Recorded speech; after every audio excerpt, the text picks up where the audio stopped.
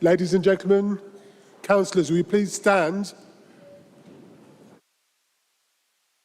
for the Chairman of West Northamptonshire Council, the Vice Chairman of West Northamptonshire Council and the Chief Executive of West Northamptonshire Council. Thank you.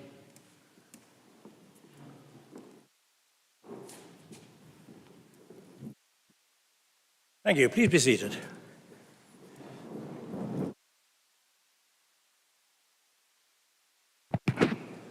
The acoustics of this chamber are fantastic. So despite most of you being in here, some of you were next door, we had a tremendous performance from Fiori Musicali, Penny Ranscombe and Fiori Musicali. Thank you so much.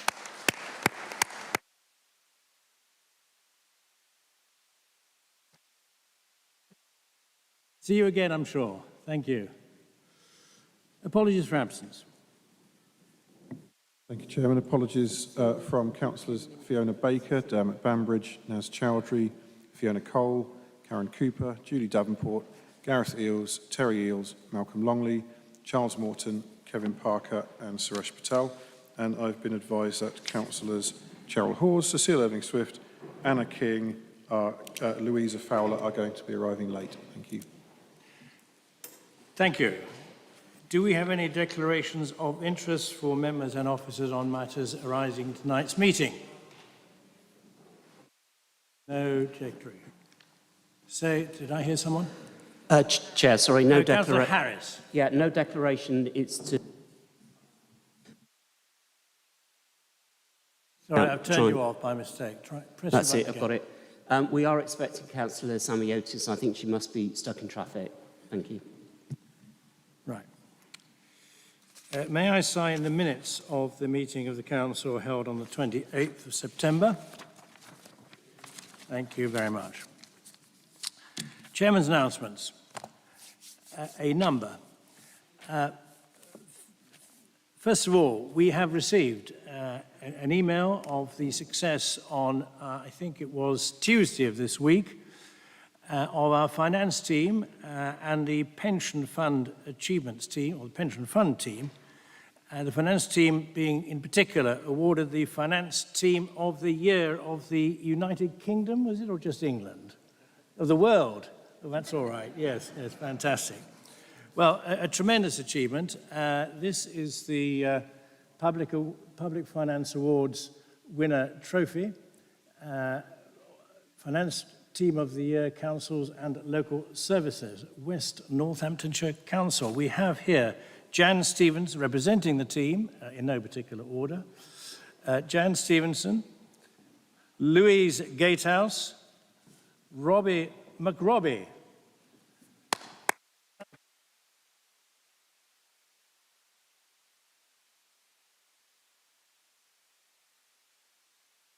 You've already received that, but there's a photographer somewhere. I think, yes, there we are. And a tremendous achievement. Why did you receive it? Because you're simply the best? Simply the best, yes. Oh, that'll do. That'll do. Fantastic. Well done. Thank you. Thanks for coming very much.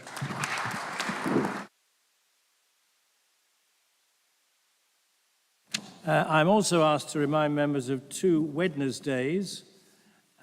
Wednesday the 7th at 6 o'clock, there is a Children's Trust briefing in the atrium, and also in the same place at the atrium on Wednesday the 13th at 2 o'clock, there are, as a performance, a celebration of Christmas, Angels in Angel, similar, I think, to the one that occurred last year. A quick diversion now, if I may. I'm descending, permit me, I'm just going to descend to present the past Chairman Awards to Anne Addison and Andre Gonzalez de Savage. These insignia, rather, I shouldn't say awards, these insignia have been some time in gestation, but it's an honour to come down and present them.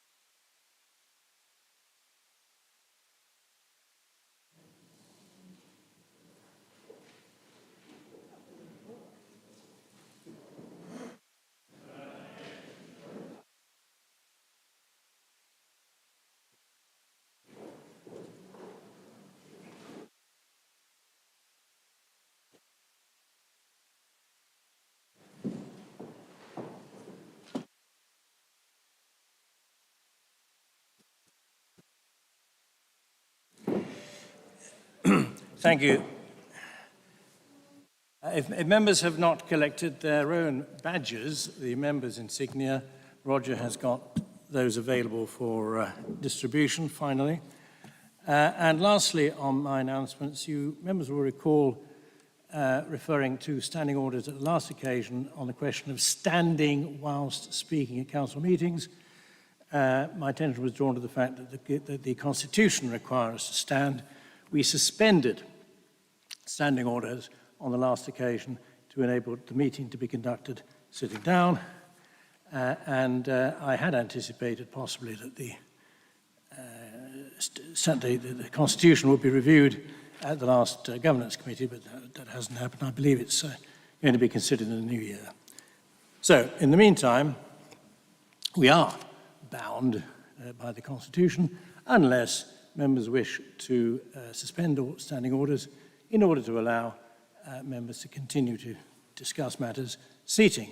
So that is what happened last time. I would anticipate someone making a proposition to suspend standing orders Chair, for that purpose. can I make a proposition that we suspend standing orders and remain seated to the meeting, please? Thank you. Councillor Billingham, a proposition there. Do we have a seconder? Do we have a seconder? Councillor Barrett. Thank you. Vote, please. You don't need to discuss this.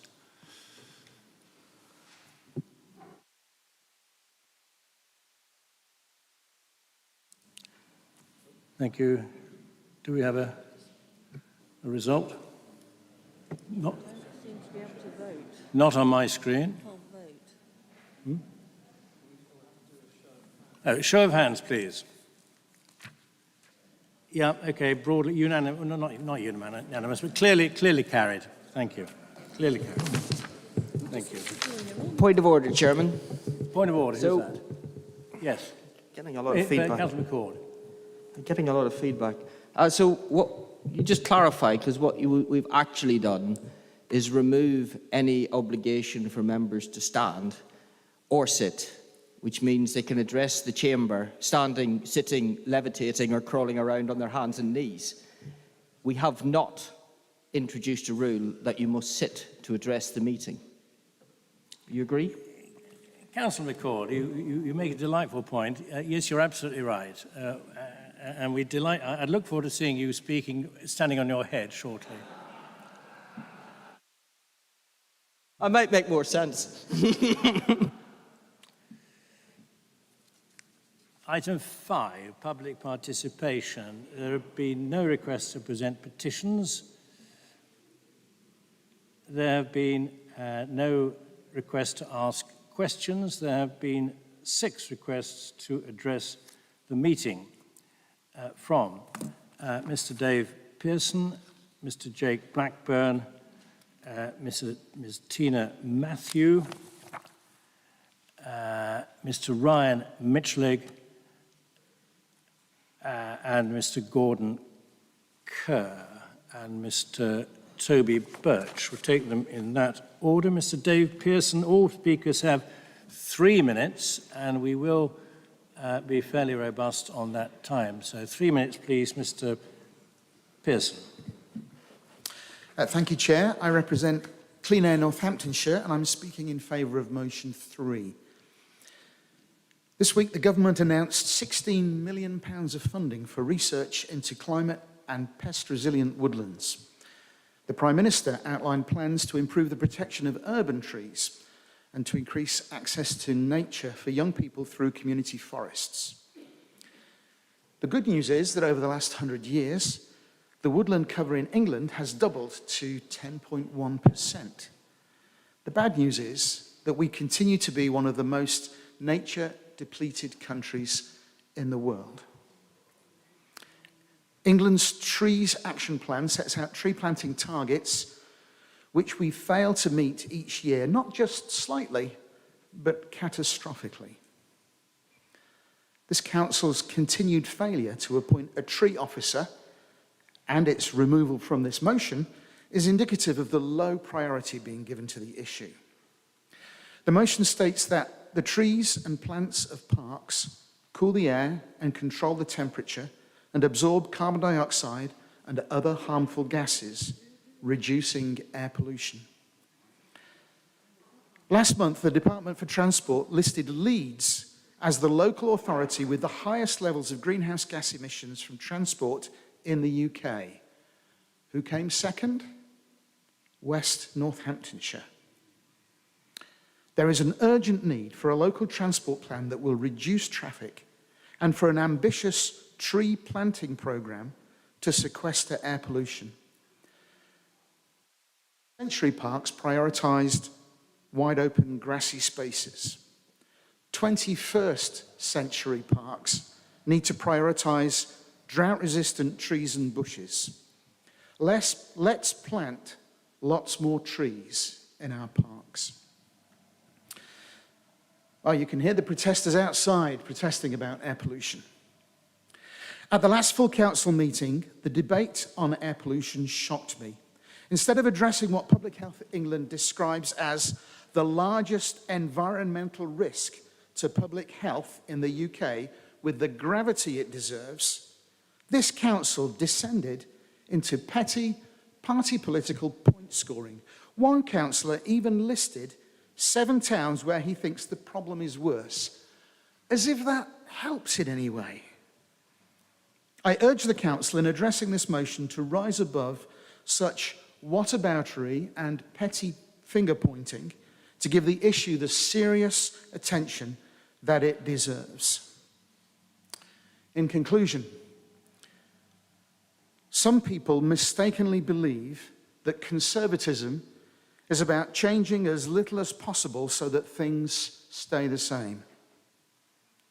But as our planet's climate spirals rapidly out of control, we need to recognise that if we want things to stay the same, then things are going to have to change. Thank you.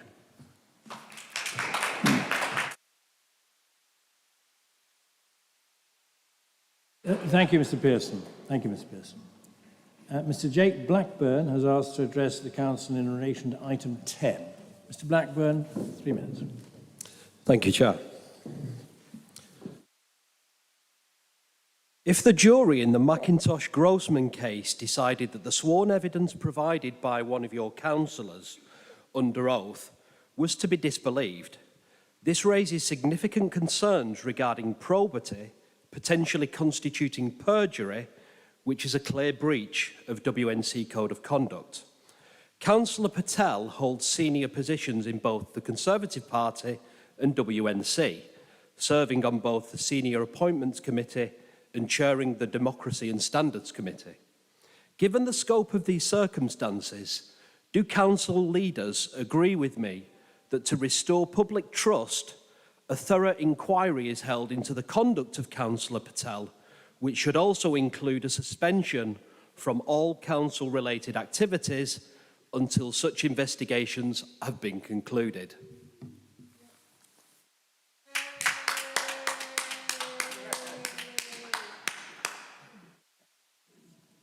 Thank you, Mr. Black. You're welcome. Ms. Tina Matthews has asked to speak in relation to motion 3. Ms. Matthews. Thank you. So I represent Umbrella Fair and 1000 Voices campaign and speak with reference to motion 3. Air pollution is the largest environmental health risk to the UK public. The evidence is clear. Our air is killing people. 2 people die each week because of Northampton's toxic air. Being based at the Umbrella Climate Emergency Action Hub located on the racecourse, one of the finest and most underrated parks in Northampton, we are fully aware of the value of green spaces to both the physical and mental well-being of our community. For example, providing space for our local Parkinson's Wellbeing Walking Group. We've worked positively over 10 years with local officers, park rangers, friends of group and provided volunteers to support our green space. This year participating in the new growing hub in the centre and leading on the planting of over 1,600 daffodils on the racecourse. Despite these worthy actions, we know that WNC's level of response will achieve near to nothing in terms of the real action that is required to have any significant impact on air quality and lives of its citizens. It ignores traffic volume around the town and other contributory factors to the high levels of toxic air. WNC should consider the recommendation of the Mobilising Primary Care in Islington project delivered by Islington Council, DEFRA and Global Action Plan. One key recommendation was, in the absence of a public awareness campaign about the health harms of air pollution, future rollout should be supplemented by a local communications campaign to help solidify messages about air pollution.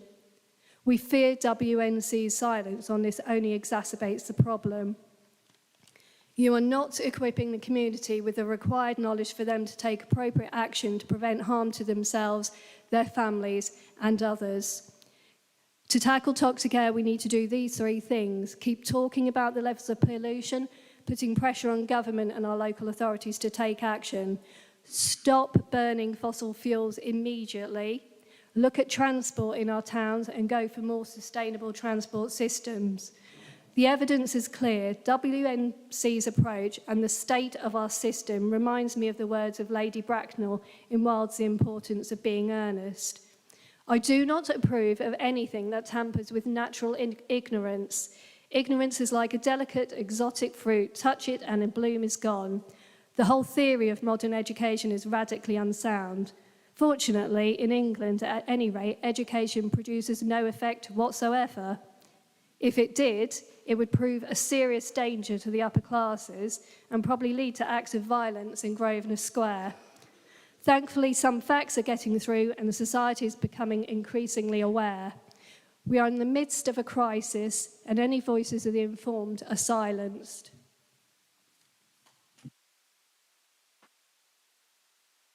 Thank you, Ms. Matthew. Mr. Ryan Mitchling has asked to address Council in relation to motion 1. Mr. Mitchling. Hello, thank you, Council. I'm Ryan Mitchell and I own Right Vape, so I'm an e-cigarette and vapour retailer, and I've been selling vapour products to help adult smokers to stop smoking for 10 years in Northampton. These products were intended to be used as smoking cessation tools to aid smokers to switch over safely and hopefully use these products as harm reduction for something that they are doing that's already killing them. These products are very successful in the correct hands. Since COVID, I've seen a massive change in the market, and we've seen the rise of single-use products that have infiltrated every retailer now in Northampton and across the country. So we're now seeing single-use products that are ready to go with high volumes of nicotine that most smokers don't need, and they are available for sale at retailers that are non-specialist now. So not only in your national supermarkets and your convenience sector, but they are in phone shops, they're in any corner shop, and many of them are falling into the hands of underage users who are A, legally not allowed to use those products, but B, probably never smoked in the first place. So it's a huge issue. I don't believe the issue is coming from the specialist retail sector. There's only a handful of retailers who are specialists in Northampton, and we do not sell to underage users. It's a huge problem. Now, we know that a lot of the resources that trading standards have are being put towards this, and there was £9,000 worth of stock seized this week on Wellingborough Road, so it's fantastic, but it's not enough. The trading standards are on their knees, and they are stretched trying to manage these products. But I do believe we need to look at more education. We need to try and get to the grassroots and speak to children in schools. That's something I can't do as a reseller selling age-restrictive goods, because I cannot communicate with people below the legal age, and nor should I be able to. So we need to look at ways of working with education and schools and community groups to speak to young people to not only make them aware of the dangers of using these products that are addictive, but also, if they are going to use these products, having education over what is safe, what's not, what is legal and is safer for the body, and the harm that these products can do on undeveloped lungs as well. So I would urge, you know, as much resources we can put towards education. I'm happy to help with that as well. Thank you.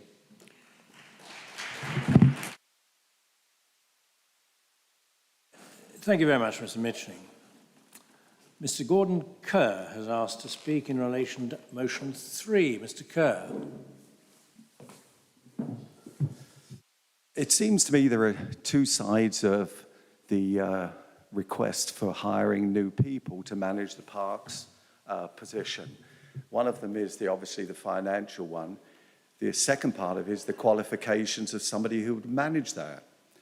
We have so much dispute in climate these days, and I believe this council, the cabinet that is trying to adopt Agenda 2030. We have no scientific balanced view on that, whether that's going to happen or whether there's any reality to that.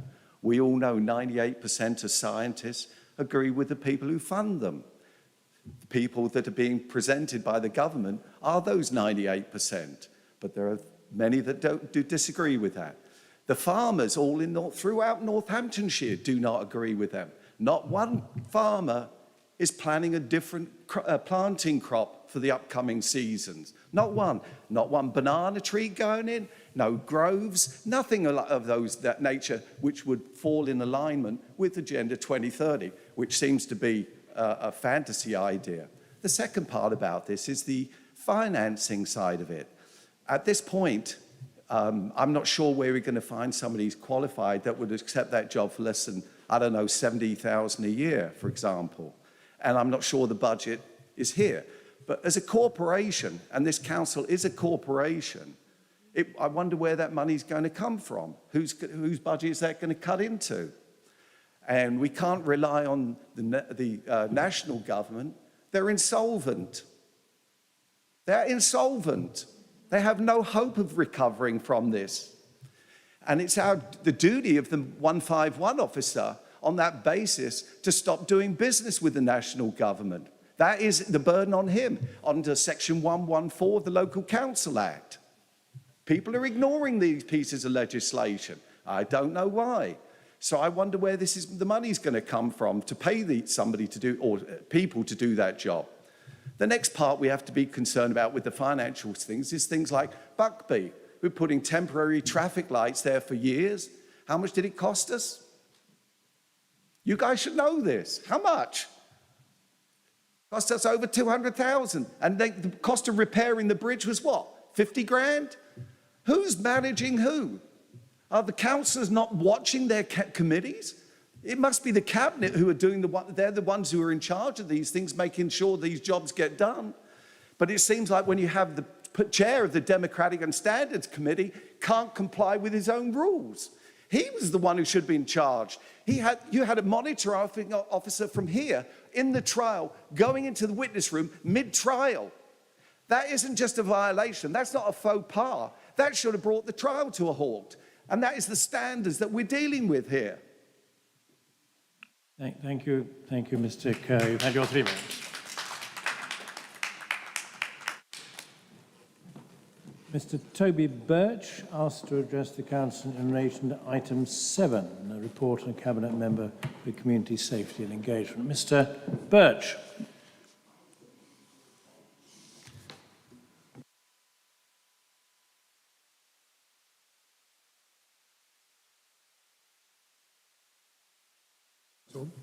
It's on? Yes. Okay.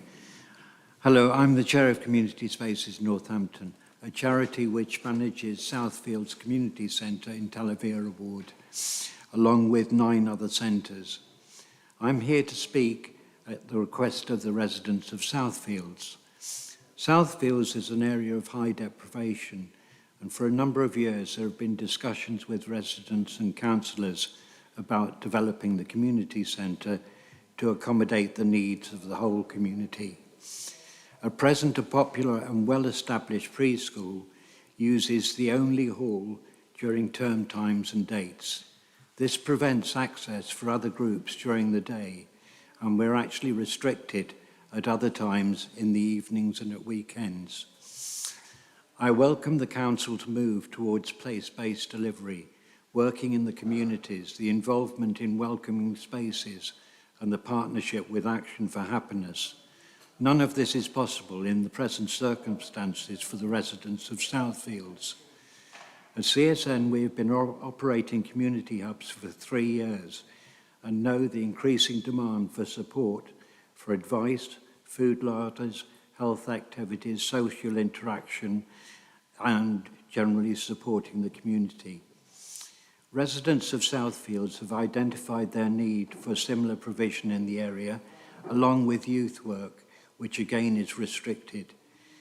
Councillor Meredith and I met with Councillors Golby, Larratt and Smith in October 2021 to assess the possibilities of extending the building or developing the site to provide extra space needed to accommodate the needs of the whole community. It was agreed that the existing site is not fit for purpose. The building is in a very poor state. It's a barn, and it's still a barn. Since this meeting 2 years ago, there is still no progress.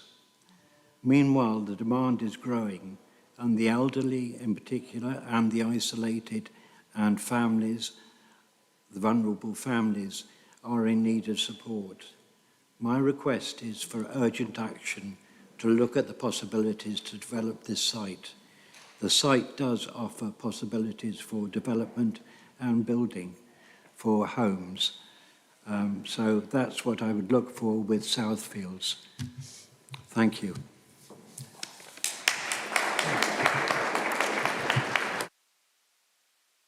Thank you, Mr. Birch. Thank you, Mr. Birch. Roger, at the back. Roger, could you step outside and see if we can get the main lights turned on? We've got 6 lights here that are not on at the moment. I think lighting could be improved. Thank you. Item 6, opposition priority business. Councillor Bob Purser.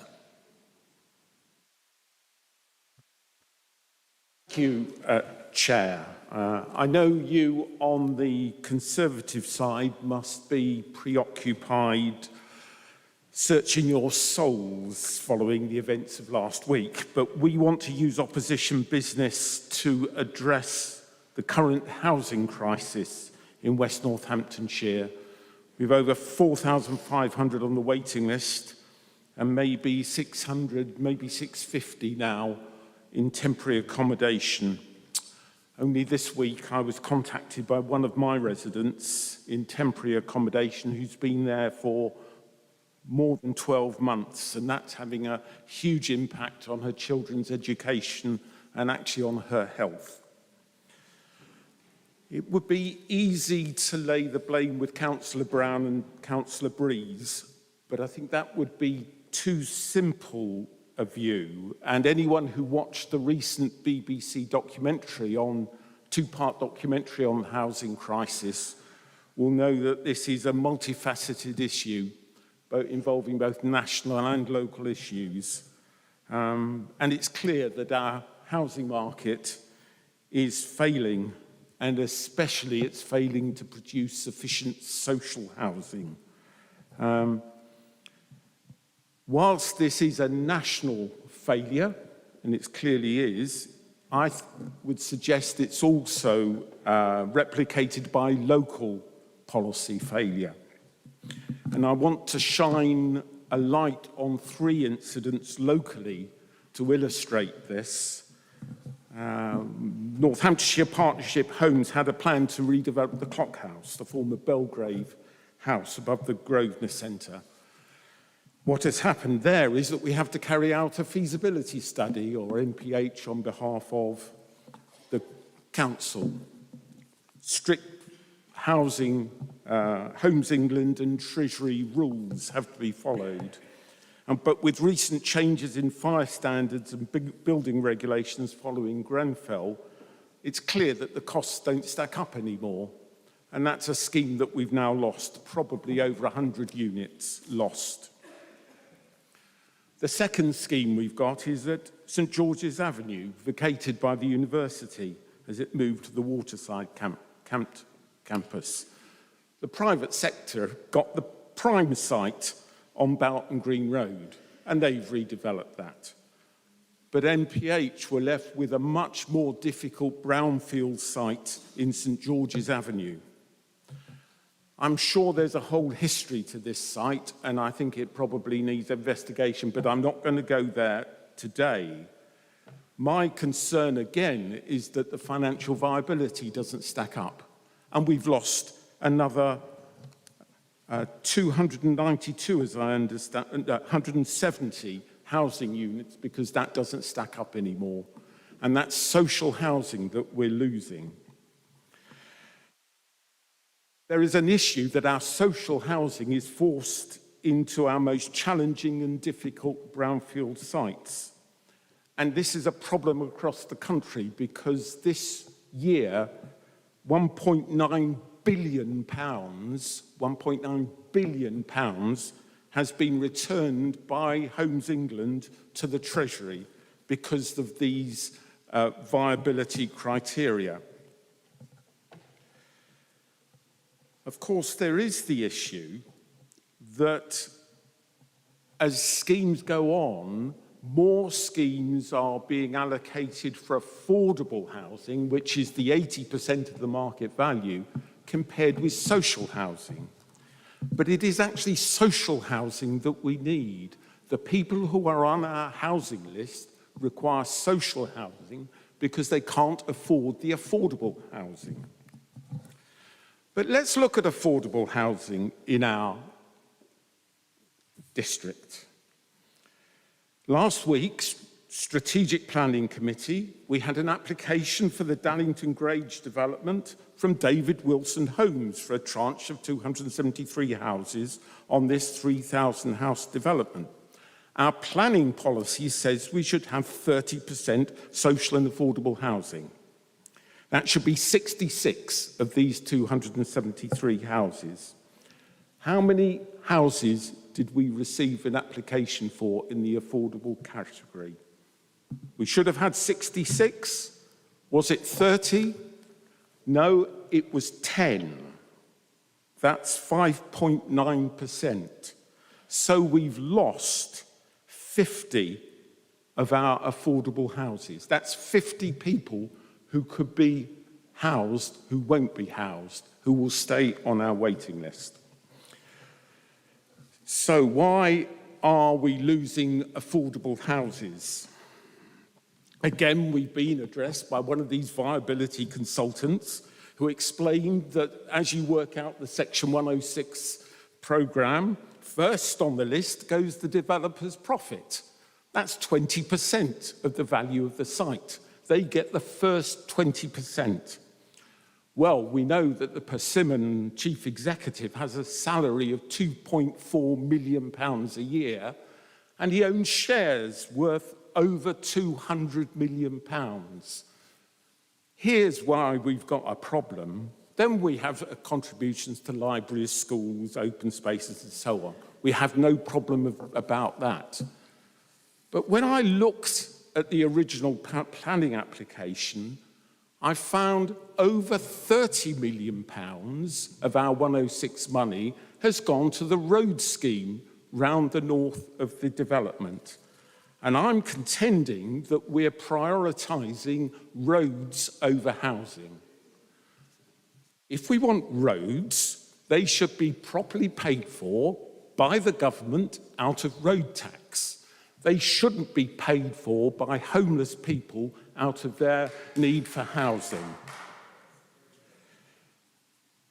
So I'm really concerned that in our corporate plan we have 500 houses, and I think that's very much at risk at that stage.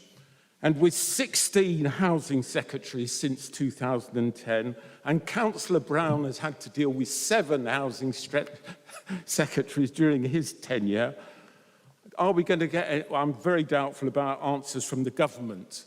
But what I can say is that a Labour government would give housing priority and would tackle some of the vested interests that are preventing us getting housing built, especially social housing. But can we wind up, please? Can we wind up, please? Last sentence.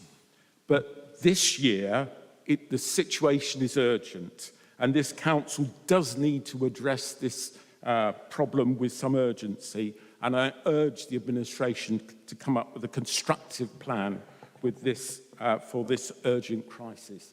Thank you, Mr. Chair. Thank you. We welcome members of the public, but please remain silent during our proceedings. Councillor Wendy Randall was second. Councillor Randall. Thank you, Chair. I'd like to second this motion and reserve my right to speak, please. Right, thank you. I have the following speakers already notified. Councillors Nunn, Hinch, Stone, Smith, Beardsworth, Brown and Sharps. In that order, Councillor Jonathan Nunn. Yeah, thank you, Chairman. I'll just make a few comments. Councillor Brown will have some further comments to make in due course on this, I'm sure. My concern about this motion is it kind of tells us what we already know, actually.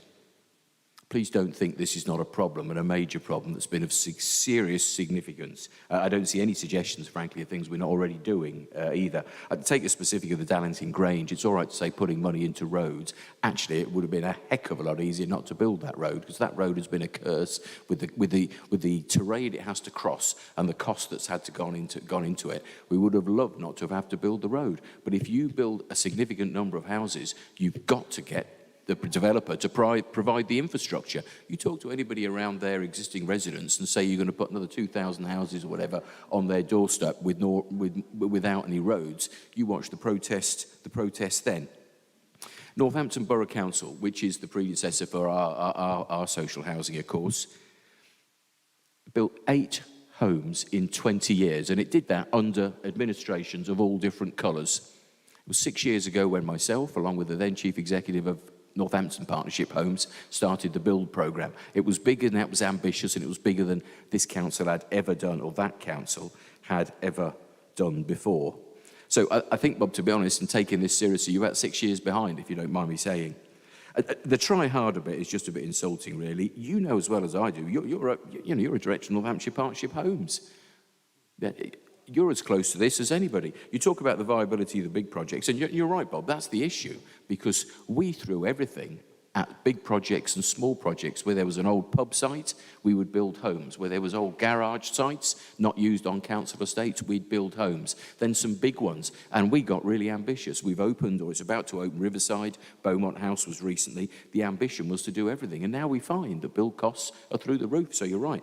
Goodness knows what the solutions there are going to be. But just don't tell me that we're not doing everything we possibly can. And believe me, both the motivation and the creativity is there to build homes and build them viably, which they have to be. Thank you, Chairman. Councillor Nigel Hinch.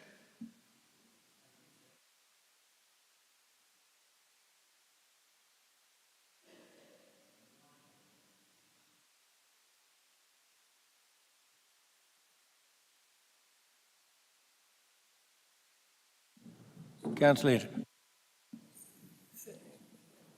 We'll come back to you, Councillor Hinch. Councillor Daniel Stone.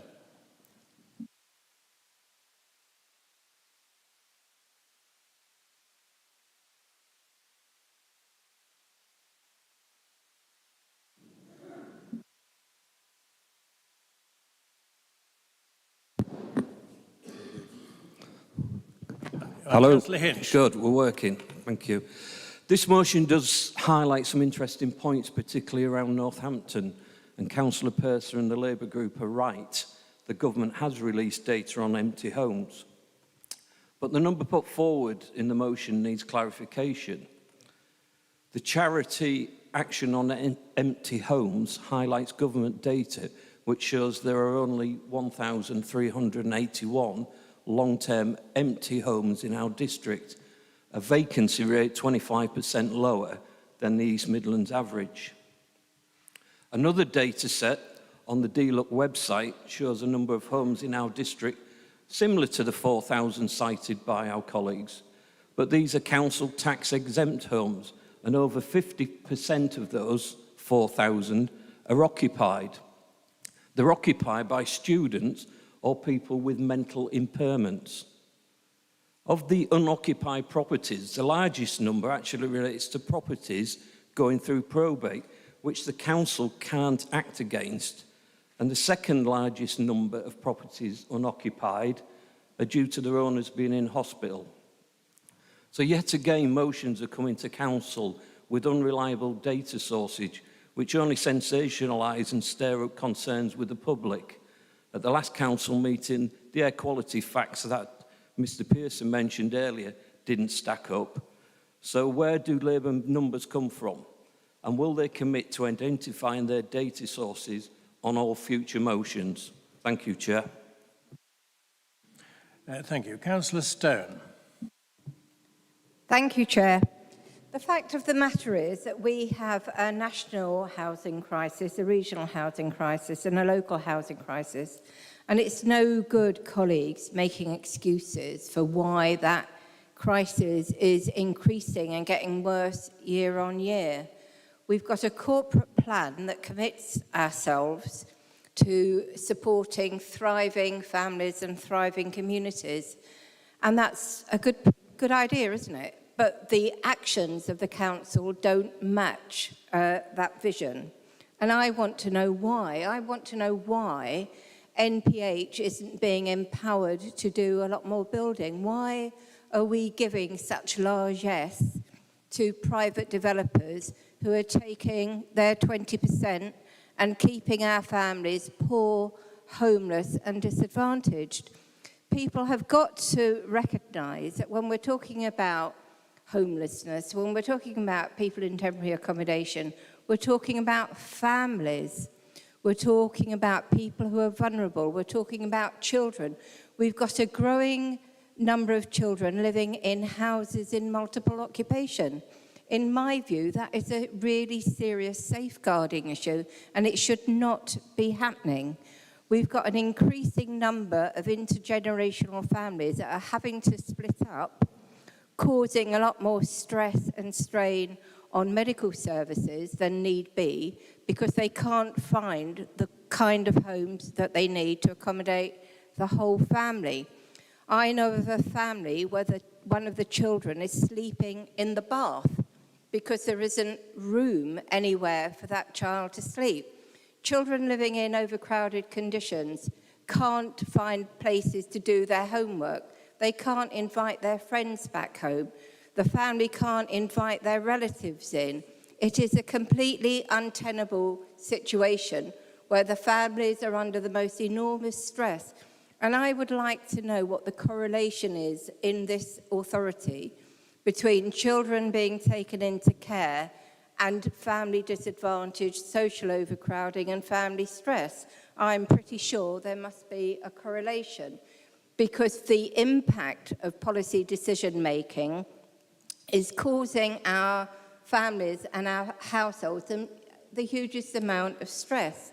It is an urgent situation. In 2015, we were promised 100 council houses on the Dallington Grange development. What has happened to that? We were astonished as a Labour group that the Conservative Party came up with that idea, and we totally and absolutely applauded it. So was that just a cosmetic exercise? What happened to that idea? I want to see that idea reinstated. Thank you. Thank you. Councillor Zoe Smith. Thank you, Chair. Could I first just start by inviting the administration to take accountability and to be accountable to the public and to this council. We always get different excuses and different reasons and these comparisons, and I think if you're truly accountable as an organisation, you judge yourself by your own values and your own yardstick, and you don't compare to other authorities or other areas. So always saying, oh, we're a little bit lower than this place or a little bit better at this than this place doesn't actually mean anything in terms of our ambitions for people in West Northants. So that's one point I would make. And also our planning needs to be more robust. Time and time again when I was on planning, we faced issues where developers could come back and reduce and reduce and reduce the amount of affordable housing at an application, supposedly because of an independent viability study. We need our own planners and our own department to look into being really robust and challenging this at every opportunity and finding ways, because it is absolutely meaningless. It really doesn't matter how many houses you introduce to an area if people can't afford them. 5% of houses that people can afford, that's all you've added in terms of that development. And that's not really housing at all. It doesn't solve any of our problems. It's just allowed the already wealthy and already well-off, probably often out of our area, to buy houses that they can afford. It doesn't help our housing situation, and if we really want to challenge it, we need to become more robust. Thank you. Councillor Sally Beardsworth. Thank you, Chair. It's really hard to believe. I mean, I've been around a long time, and when I first started on the council, we had over 25,000 properties. We're now down to 11,000, just over. And this is all down to the right to buy. And I know I'm getting Councillor Adam Brown smiling at me, but in those days, we were allowed to keep 25% of the cost that we charge people for buying their houses, and 75% went to government. Therefore, we spent money doing houses up. The more houses we did up, the more people wanted to buy them, and it was a vicious circle. It was, you know, we talk about health and well-being so much. It's one of our priorities, and yet we aren't looking after people in their homes. People haven't got homes. People are sofa surfing. People are living in crowded situations. Children are suffering. You know, there's nowhere for them to study. There's nowhere then to go. It's just abysmal. Don't blame this council for everything. Please don't think I do. It's government that needs to change things. It needs to take away the right to buy. It needs to allow us to work with developers to actually get things built that we need, not what developers want to thrust onto us. We don't want 6-bedroom executive homes. We want affordable homes, and we need social housing for people that earn just over £11.10 an hour. People can't afford to live in properties that we're building. They just can't. And there's so many people now that are struggling to find, I think it's £40,000 to put down as a deposit for a property. And since the dreadful experience of Liz Truss, it's all gone worse. Everything's gone up. Everybody's mortgage rates have gone up. People are losing their homes. It's a real worry, and it falls on us as local councillors. It doesn't fall on Westminster, it falls on us, because we've got to rehome people. We've got to look after them. It's our job. That's why we became councillors, is to help people. And if we don't get the support from central government to see what we need to be done, then we can't do the things that we want to do. We are doing a lot. It's not enough, and they know that, but it's not their fault. It's because central government isn't giving us the money to do it properly. Thank you. Thank you. Councillor Sue Sharps. Thank you, Chair. For me, it's as simple as any home that is empty, despite the stats that we were given by Councillor Hinch. If that home is empty and eligible for use by us, I think we should look at it. No child, no family should have to put up with an unstable home, and I don't think there's a single councillor in here that wants that. I know, in fact, there isn't. So I am really happy that we are considering and going to move forward with the Commission of the urgent review. I think we can look at all of the things that have been highlighted here and stop the disruption to families and the accommodation in what is currently a very difficult time for families and renters in our county.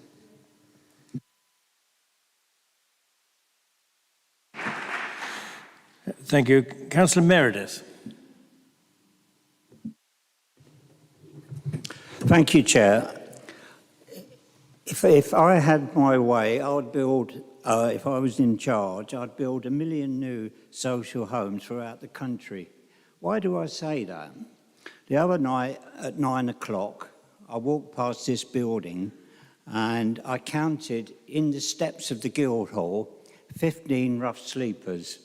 That's without the rough sleepers within All Saints. So if you count the ones with the roughs within All Saints, that would have took the number to 25 rough sleepers. Absolutely appalling, absolutely appalling. See them people with sleeping on cardboard and with just an eiderdown or a blanket over them.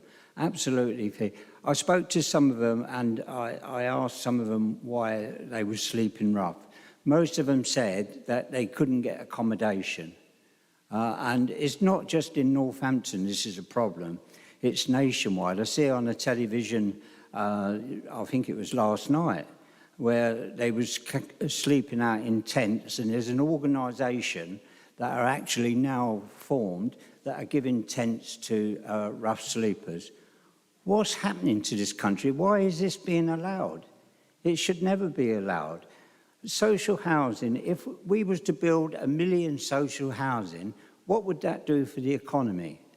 That would make it really, really good for the economy, because the people who are moving into them homes, they buy carpets, furnitures, curtains, different things like that. So it helps the economy. And that has been done away with. And people forget that fact. So I cannot see why we can't go and build them houses. It's right, it's been pointed out. It's been pointed out that it's a government policy not to build these homes. And I also like to just say the point about Councillor Nunn's thing. When Northamptonshire Partnership Homes was formed, we all took part in making that come about. And it's not the Conservatives that build these new houses from Northamptonshire Partnership Homes. It's out of a trust from Northamptonshire Partnership Homes that actually build the homes. So they're to be congratulated on the homes that they've built so far. But it's not enough. It is not enough. We need to do something about this homeless situation. If we don't, we're going to actually have the life expectancy, and I don't think a lot of people know this, the life expectancy of a homeless person is 7 years. That is a national statistic. So it's not acceptable. So I say to this council, we do need to build more homes, more funding needs to be put in, I think. Thank you. Thank you. Councillor Michael Brown. Thank you, Chair. I do accept the fact that we do need more affordable homes in this area, particularly for first-time buyers and those on lower incomes. And we do need more social homes, and I accept that. I've just gone through the process of selling and buying a property, and Northampton is cheaper than quite a lot of the local areas around here, particularly MK, where you're looking at possibly 25% plus more for a property. I don't accept the fact from, I think, Councillor Beardsworth, that you need £40,000 to buy a property at the moment. I've just gone through the mortgaging process. There are 90% loan-to-value mortgages available in the market right now. I'm looking on Rightmove as we speak. There are properties, 3-beds, houses in Northampton for about £70,000 to £100,000 at the beginning of the market. You can check that out on Rightmove yourself. And I think that's a very reasonable price for a property for a first-time buyer, particularly with the government schemes that are available at the moment, you know, with the ISAs and the Help to Buy funds and stuff. So I think selling a story of doom and gloom around the housing market at the moment is just disingenuous, really. I think for first-time buyers, it is not as bad as you are making out.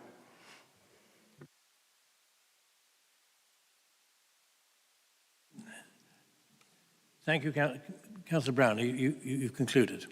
Thank you. Councillor McCord. Thank you, Chairman. I'm not entirely sure if we're having a debate on housing or a debate on planning. And there are many valid points being made across all parts of the chamber. But I do think there are a number of points here that we need to disentangle and possibly try to get rid of some of the party political knockabouts here. Bob rightly mentioned the viability test and gave his example of the Darlington Grange arrangement. Now, there are many sites that we could point to. And the policy, the problem we have with policy, the 30, 40, 50% affordable that is mentioned, is a starting point for a negotiation. It is not the actual number.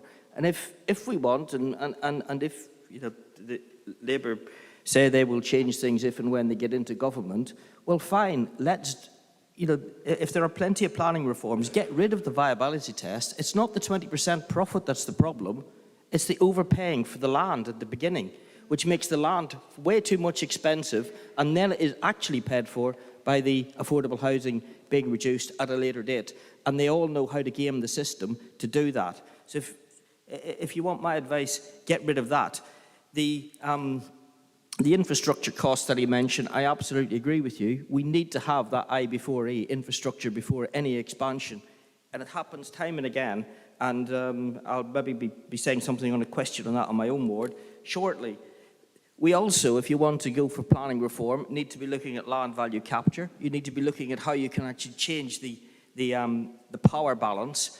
Because once this council gives permission, all the power that it had in saying, well, if you don't do, we can always say no, transfers to the other side of the table, and there's nothing held back for councils or anybody else to limit, to enforce greater numbers of developers on large developments in order to get proper competition, not just between brands of the one developer, in order to bring forward things in a speedy and timely ideas. And another idea that I would certainly do is levy business rates on all consented and undeveloped sites. I think my time is up. Thank you, Chairman. I could go on for a while. And if you want somebody to be robust with planning, give me a call, as Rebecca knows well.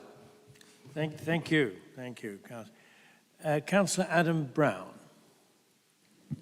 Thank you, Chairman. It almost feels as though the general election campaign has started early in some ways, but let's bring things back to West Northamptonshire.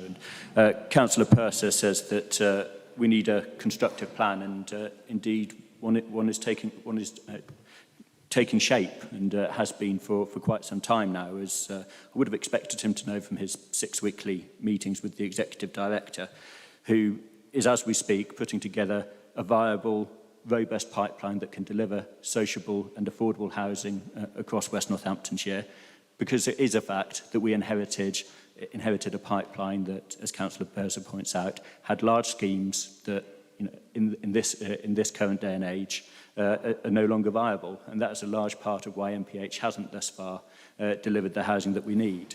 However, we don't just work with MPH to deliver social and affordable housing. We also work with registered providers, housing associations, and we have a strategic oversight of their activities via a housing partnership board, which I helped form and which I sit on. And together, between the housing associations and MPH, since the inception of West Northamptonshire Council, we've delivered 1,054 homes across the district.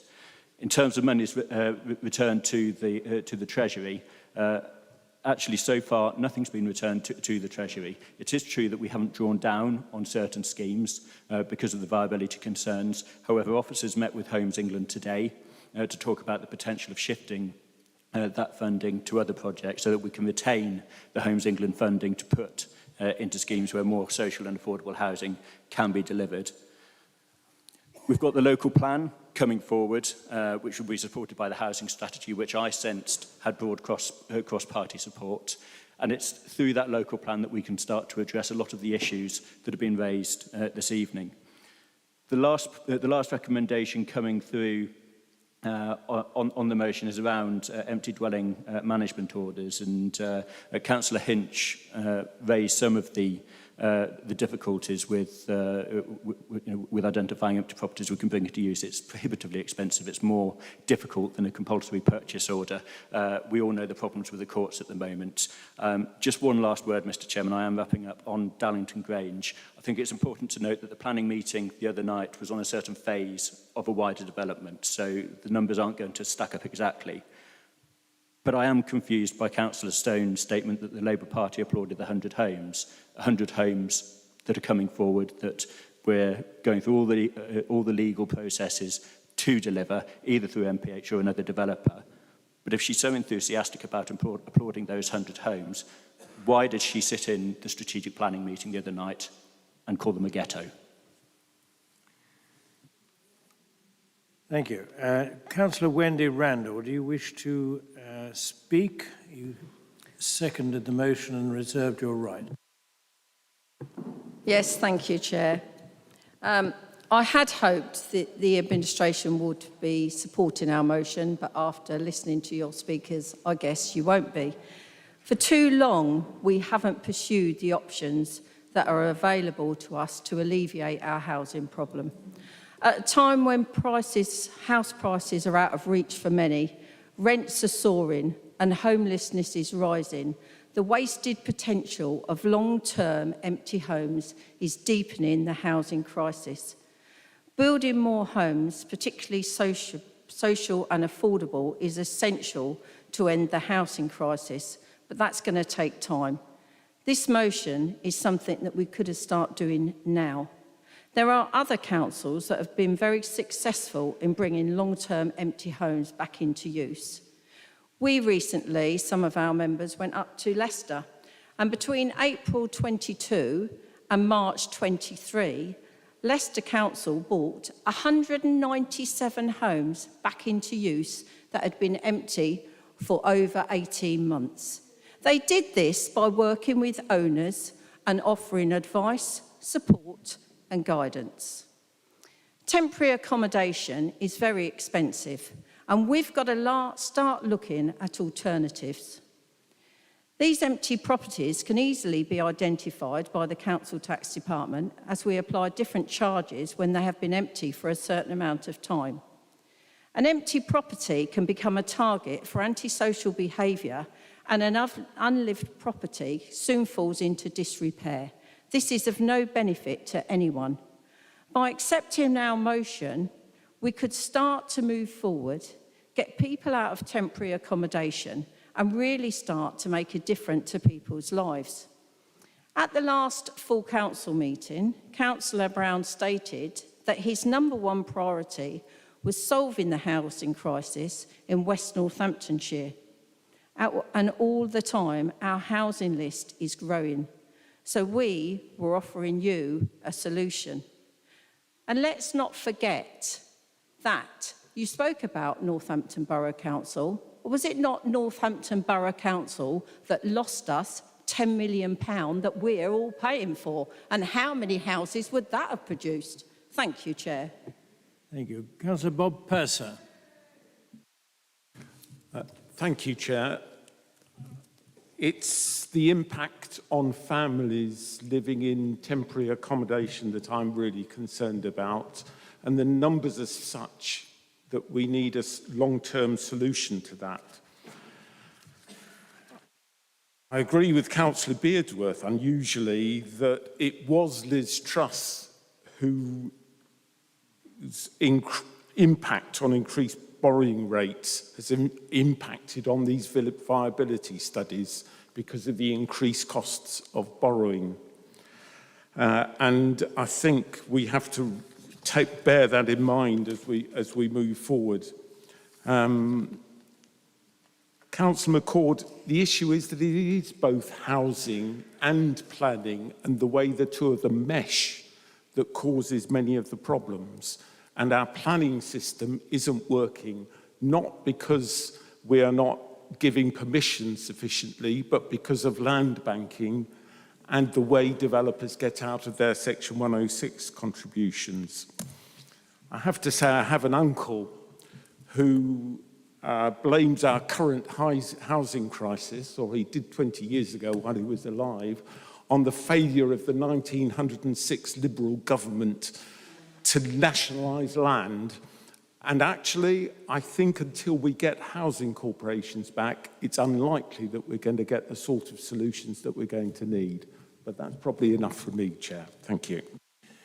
Thank you. Members, sadly, the automated voting system refuses to start up tonight.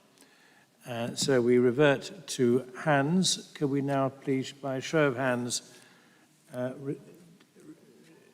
resolve our opinion on the three bullet point items at the end of item 6.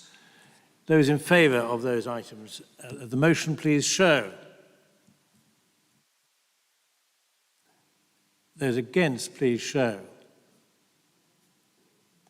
Clearly lost. Thank you. Item 7, Cabinet reports and reports of decisions taken by the Cabinet. Cabinet members, please, succinct reports, please. Up to 2 minutes is the prescribed note. That does not necessarily mean 2 minutes. So just succinct reports, please, in the following order, reflecting the popularity of those members to be answered questions. Councillors Nunn, Larratt, Brown, Smith, Lister and Golby and then Baker. Councillor Jonathan... Point of order, Chair. Can I just ask a question? We've been informed that Councillor Baker isn't in attendance as she's chosen to go to a conference. We are all summoned to these meetings and it's where we hold the Cabinet to account. Can I please have some clarity on what priority overtakes being summoned to a council meeting? Thank you. That is, of course, a matter for the individual Cabinet member. Councillor Baker, I know, has gone to an important conference today to do with childcare, and she indeed has a meeting with the appropriate minister this afternoon. In any event, of course, we have opportunity on Wednesday, as I mentioned earlier, to attend her briefing in the atrium at 6 o'clock, when I'm sure she'll be happy to answer any questions that members would wish to put. Summaries now from the Cabinet members. Councillor Nunn. Thank you, Chairman. Lots going on. On the transformation side, lot covered in the report. Just draw everybody's attention, particularly to the Children's Trust, which I know is of great concern. Progress being made on the delivery of the service, but also just to highlight that we now have our two most senior transformation experts embedded in the Children's Trust to try and find new ways of both delivering a better service but reducing the overall cost of that service to deliver better value. On the sustainability, some bits of good news, really. We got this year the Bronze Investors in the Environment Award, which I think I've mentioned the Council before. Also proud to say that subsequently we've been shortlisted for the Best Newcomer Award to this Investors in the Environment scheme, which we're very happy about. Other things on the environment, we've got an emissions reduction plan following the publication of our baseline emissions data to get us towards the 2030 target. Also a joint project with the university, a Net Zero West Northamptonshire project. Work continues also to promote schemes to householders to reduce bills. On this scheme, we overused our allocation and the government gave us extra money. Lots going on the civic side, as you'll know. On communications, the Residents Magazine, e-news and so on is going out. Thanks to all those members who have commented about the new approach to the members' briefing. That also helps us to see what people click so we know what kind of thing you're interested in reading. The business information and support work continues across the whole council, as you'll see on page 29. One thing that's not in the report that I'll mention now, it's been confirmed. Members will know that local enterprise partnerships come to an end at the end of March. Government is transferring those services back to local authorities. There are 6 councils in the Semlep area. West Northants has been selected to host those services. We are the biggest council in the South East Midlands in terms of population, and we've put forward a case for doing the best job. That will be cost neutral to the council, but it will mean that the wonderful services of the Growth Hub that helps businesses, or the Careers Hub that puts students in touch with businesses for world-class sort of careers experiences, will continue to deliver those services. Thank you, Chairman. Thank you. Councillor Larratt. Thank you, Mr. Chairman. Just draw attention to all the good work of the Parks and Countryside team are delivering in our parks and open spaces right across West Northamptonshire, and I congratulate them on their efforts. And to note that the additional outdoor classroom facility at Everton will be constructed within the next couple of weeks. The Friends of the Racecourse commitment to bulb planting is certainly recognised in my report. We do welcome the work that Friends groups do across West Northamptonshire, and as I say, this one in particular is noted in the report. Local nature recovery strategy, we talk about the Nature Recovery Strategy Officer has actually been appointed and will be commencing work, I think it's either the first or second week of the new year. Just briefly mention trees, Mr. Chairman. I was delighted with you today to attend the planting of 2 trees in Abington Park, and one by the Lord Lieutenant and one by myself with the Friends of Abington Park. Absolutely fantastic to be planting trees. And we've got to remember as well, when people talk about trees being taken, not being planted, the fantastic success of the Queen's Green Canopy scheme that saw in excess of 2,000 trees being planted across West Northamptonshire last year. We're currently out to consultation on the tree strategy, and I'd urge anybody to everybody to take part in that.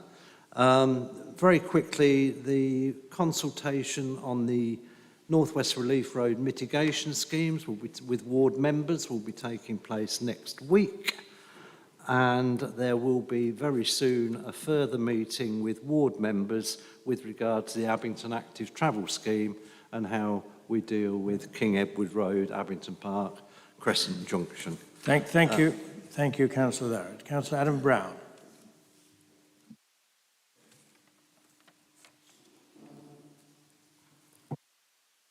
Thank you, Chairman. Further to my report, I'd like to advise members and the public that due to the cold temperatures, we've been preparing for the safety of homeless people in the local area. And as a result, SWEP was stood up yesterday for at least 5 nights in response to the Met Office's forecast of low overnight temperatures. WNC is working with the Hope Centre and other partners to ensure that all people who are sleeping rough will be provided with somewhere safe, warm and dry to stay overnight and have access to warm clothing, hot drinks and snacks. Our SWEP provision is for individuals who are known to be rough sleeping within the West Northamptonshire area and who do not have any form of accommodation available to them or the means to secure accommodation. SWEP operates outside the usual eligibility and entitlement frameworks that govern access to housing and includes those with no recourse to public funds, people who have previously been excluded from access to services and those with no local connection. The safety of people on the streets is our priority, and we will continue to do everything we can to minimise any risk to health and well-being. Members are encouraged to report any concerns about someone believed to be sleeping rough via StreetLink, who can investigate further and identify local support services. We currently have 84 welcoming spaces operating across the district, designed to help with social isolation, support with cost of living, and also provide a link into wraparound services. A map of all welcoming spaces can be found on the council website, and more information around support for people sleeping rough in cold or extreme weather can also be found on the website. The Charity Homeless Link have also created a SWEP and Winter Provision Toolkit, and all these links will be provided to members in the members' newsletter on Friday. I'd further like to advise members that we are also working with Hope Centre to be able to provide a permanent winter shelter in the very, very near future that will operate in addition to SWEP. Thank you. Councillor David Smith. Thank you, Chair. Just draw attention to the final page of my report around trading standards and the vaping summit. How do we come about to be holding the vaping summit? So I'm going to give you a bit of a chronological or history of where we've got to. So back in mid-September 2022, we had the Northamptonshire Young People's Health and Wellbeing Survey went out, which we received back in September 2022. This detailed 31% of Northamptonshire pupils have at least tried vaping. And in January and March of this year, we had ongoing requests from schools for support and wish for a collaborative approach. This resulted in May 2023 of a workshop with schools. This looked at behavioural issues that raised, financial implications for schools, children and young people using increasing number of disposable vapes. Additional support they look for, discussion with the local council school teams we went into, and a central resource folder was set up for the schools to distribute an update with various resources. In August of this year, a local task and finish group was set up for children and young people around vaping. This was alongside public health, the Healthy Schools team, trading standards, engaged and resolved. In September 2023, so this September, we had a second workshop with schools, and this is around sharing the action shared action on smoking and health, ASH, and other resources for OHID and PSHE. We also had discussions with schools on best practice and networking between schools and explored current sanctions and exclusion practices and the need to support children. In November, we did a distribution of leaflets and posters to schools. So there was 5,000 leaflets, 500 posters. In this month also, We've got further planned action around educational resources for schools, support for children, further communications for children, and of course, as I mentioned, the Vaping Summit in February 2024. Thank you. Councillor Dan Lister. Thank you, Chair. So growth and inward investment, I'm just going to go through the highlights. We've got 5.4 million of UK Share Prosperity Fund and 1.3 million of Rural Prosperity Fund. We've got a number of grants available for VCSE, Build Your Business grants, Net Zero decarbonisation grants, support for employers with apprenticeships. There's lots there, so people do go on the website and see what's available.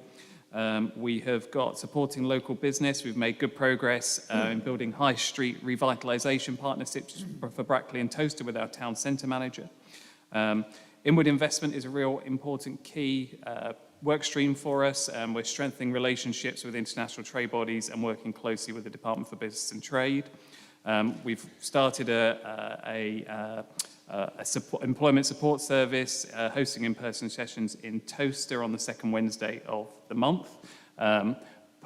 Work's progressing with work with Northamptonshire to form a local visitor economy partnership, which is part of a Visit England initiative. This is how we're going to work together and really celebrate what we've got here locally. Business IP Centre launched their Build Your Business programme on the 27th of September. Stacker, it says preparing to submit their planning application, but they submitted it yesterday, so that's going to be going to planning shortly, and that's for the Peacock Place Market Walk development. Studio Egret West have been appointed for the Greyfriars site, which is the largest brownfield opportunity we've got in West Northamptonshire. Abington Street Public Realm Works, investigative work started in September, and work started now in November. A lot of the street furniture is starting to be removed.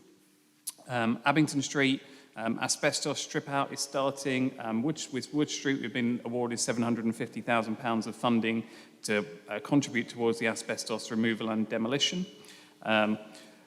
Architects and commercial agents have been appointed to develop a Daventry Town Centre master plan, so we've got a good cross-section here, Towcester, Brackley, Daventry, and obviously lots of work in Northampton. Thank you. Councillor McGolby. Thank you, Mr. Chairman. I'll take my report as read and just say there's a huge amount of very positive work going on across adult social care and public health captured in the report. And I was just going to touch on something that isn't in the report, and that's finance and the pressures of social care and finance that we're seeing both locally in our council, the pressure that's putting on the budgets and nationally as well. And I was at the NCAS conference yesterday and today. I came back, and I think it's slightly unfair to challenge Councillor Baker on a point when on not being here, and I'll just say that she's a very hard-working, committed cabinet member, and it's unfair to try and call her out in that way. But anyway, what I was going to say is that I've listened very carefully to Andrew Gwynn and Helen Hayes yesterday, two shadow cabinet members from the Labour Party, of course.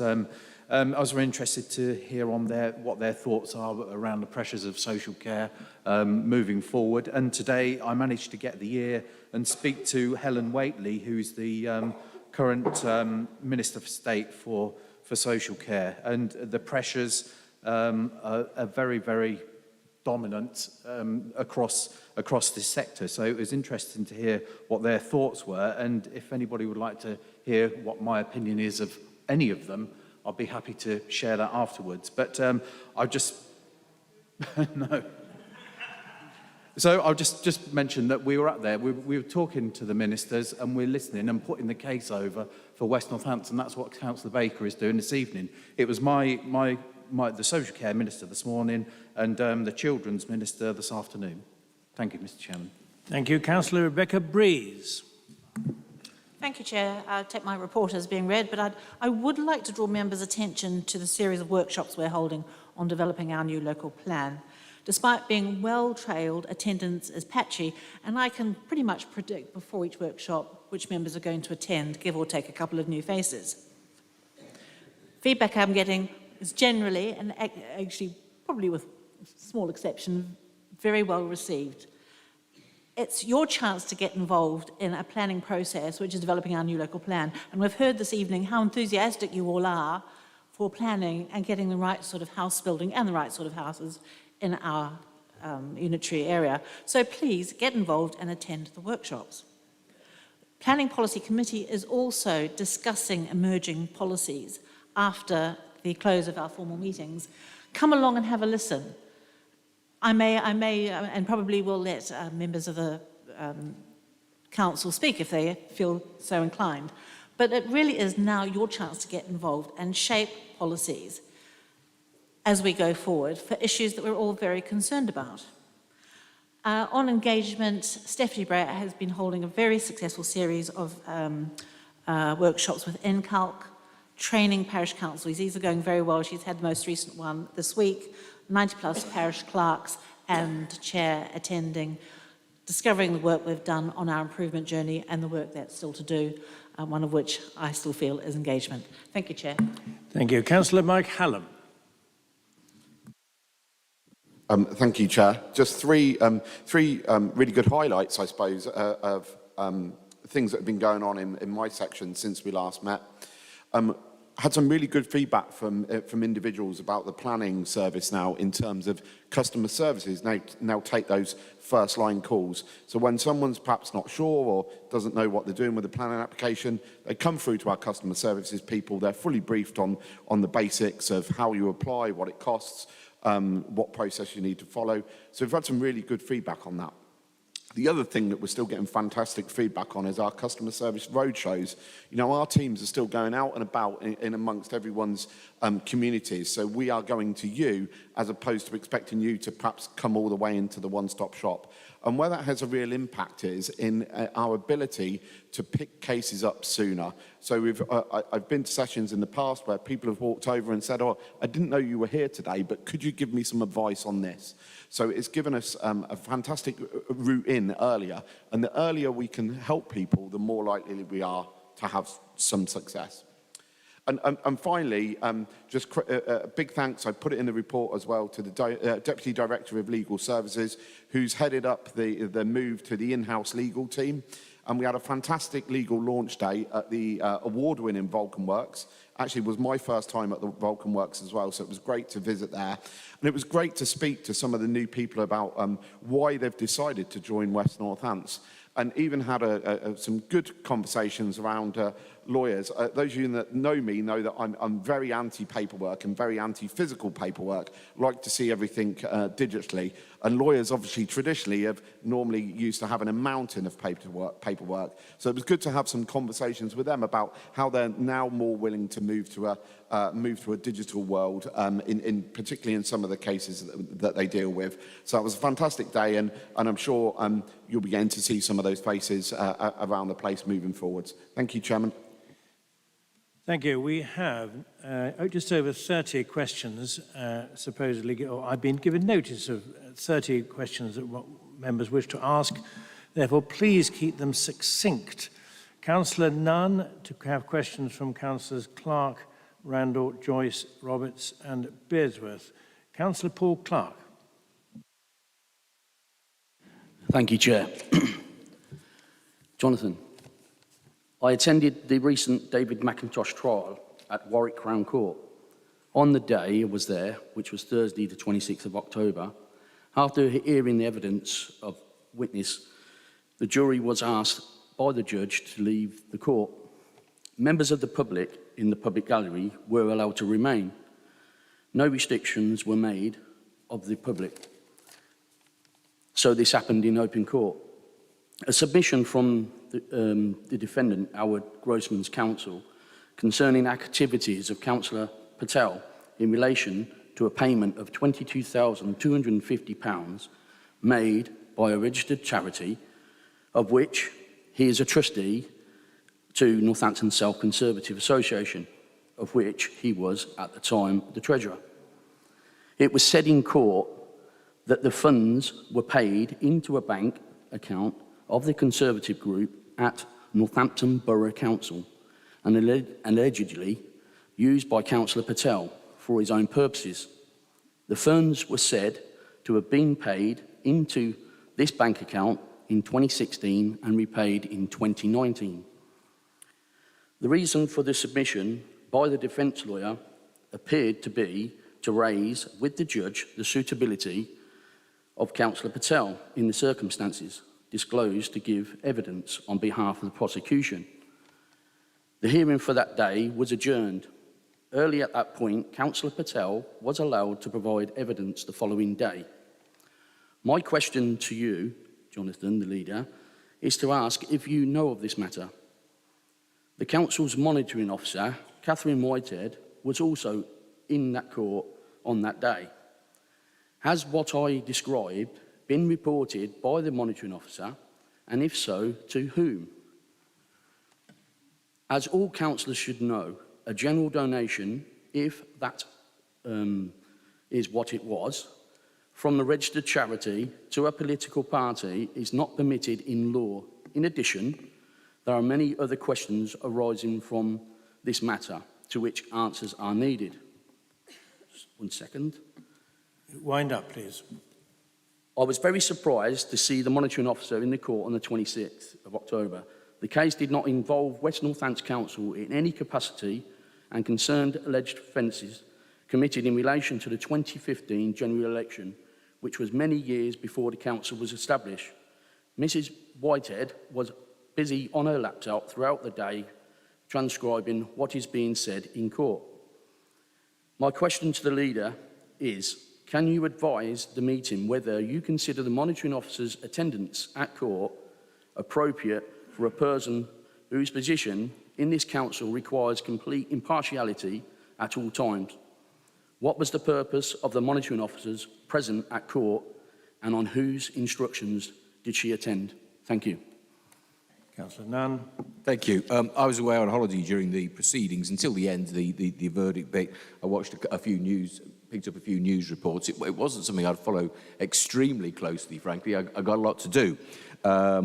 I think you'd have to ask the monitoring officer why she was there. I was aware she was there for one day because actually she commented in conversation on it after, but no instruction from me to attend. And generally our officers have, continually, our officers have the freedom to make their own decisions on how they best spend their time to hit the objectives that are set for them. So I'm not aware of what would have caused that. Some comments were made earlier. I've subsequently sent a message to the monitoring officer just to ensure that I've understood. I was aware that there was an application, I think, made by the defence lawyers around the nature of that. I'm not sure if I then became aware whether it actually got any traction. But since the earlier comments of one of the public speakers, I've sent a message to the monitoring officer and asked her just to make sure there is anything that we ought to be aware of, anything as a council. That's about the best I know, Paul. Thank you very much. Thank you. Councillor Wendy Randall. Yes, thank you, Chair. Even though you voted down our motion, I'm pleased to see that it has kick-started you into doing something. So that's good to hear. When do you expect to deliver the landlord initiative scheme, and will you give regular updates on the outcome?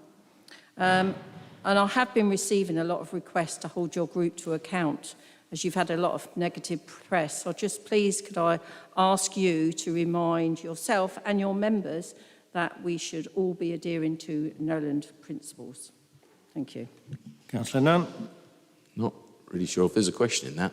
I think to say, glad to see your group encourage you to do something. I'll be honest, I've worked fairly hard for the last 2.5 years, Wendy. I'll be honest, it's generally about 12 hours a day at least, as it will be today. It'll be more today. So I'm not quite sure. I think the thing you do ask me a question there. I'm not quite sure that's directly related to me, the landlord scheme. Is that something, Adam, that would be better for you to answer? Adam will come back on that.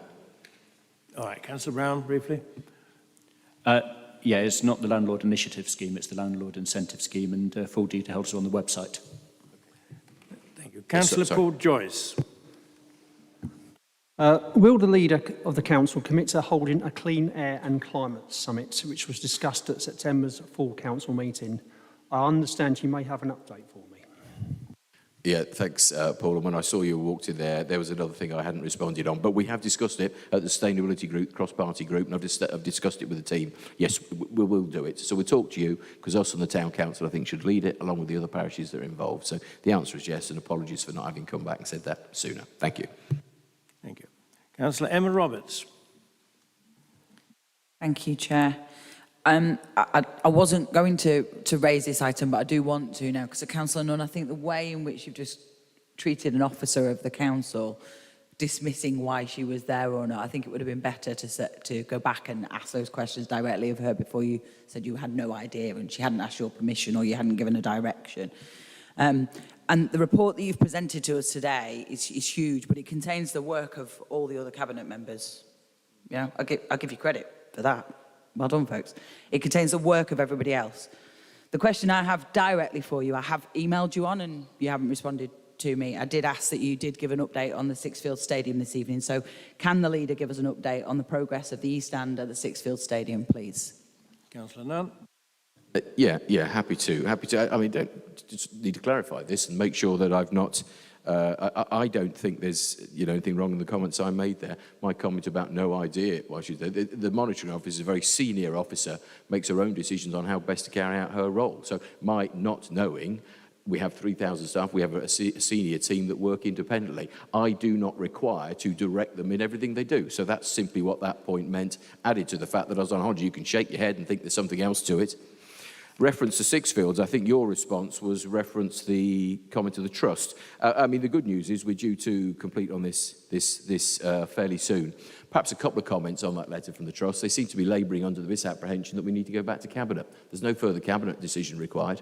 But in actual fact, you'll remember the judicial review brought forward 6 grounds. All 6 were dismissed. It also asked questions that we've covered before. Why did we rush to make a decision? I think the trust themselves were in the judicial review every day, and the judgment regarding Claim 1, which is about procedural impropriety, where the judge said the council did not rush to take the decision. So there's a number of points there.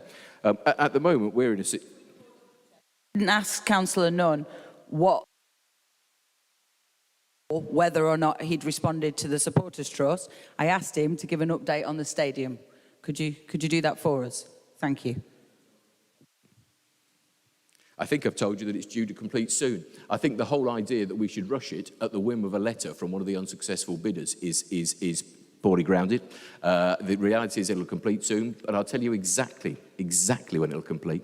It'll complete when it is 100% ready to do so. The matters are quite small now, the finer details being resolved, and I would imagine it to be fairly soon. Thank you.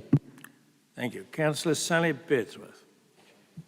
Thank you, Chair. Following on from that question from Emma Roberts, we all had a letter from Northampton Football Club, and, you know, it was fairly informative. The whole point is, I think everybody's worried about the East Stand, and I think people just want it completed. It's a red elephant, a white elephant sitting there, not red, a white elephant sitting there, and it's just, you know, it's just unfortunate for everybody that's involved. I mean, look, it's been how many years?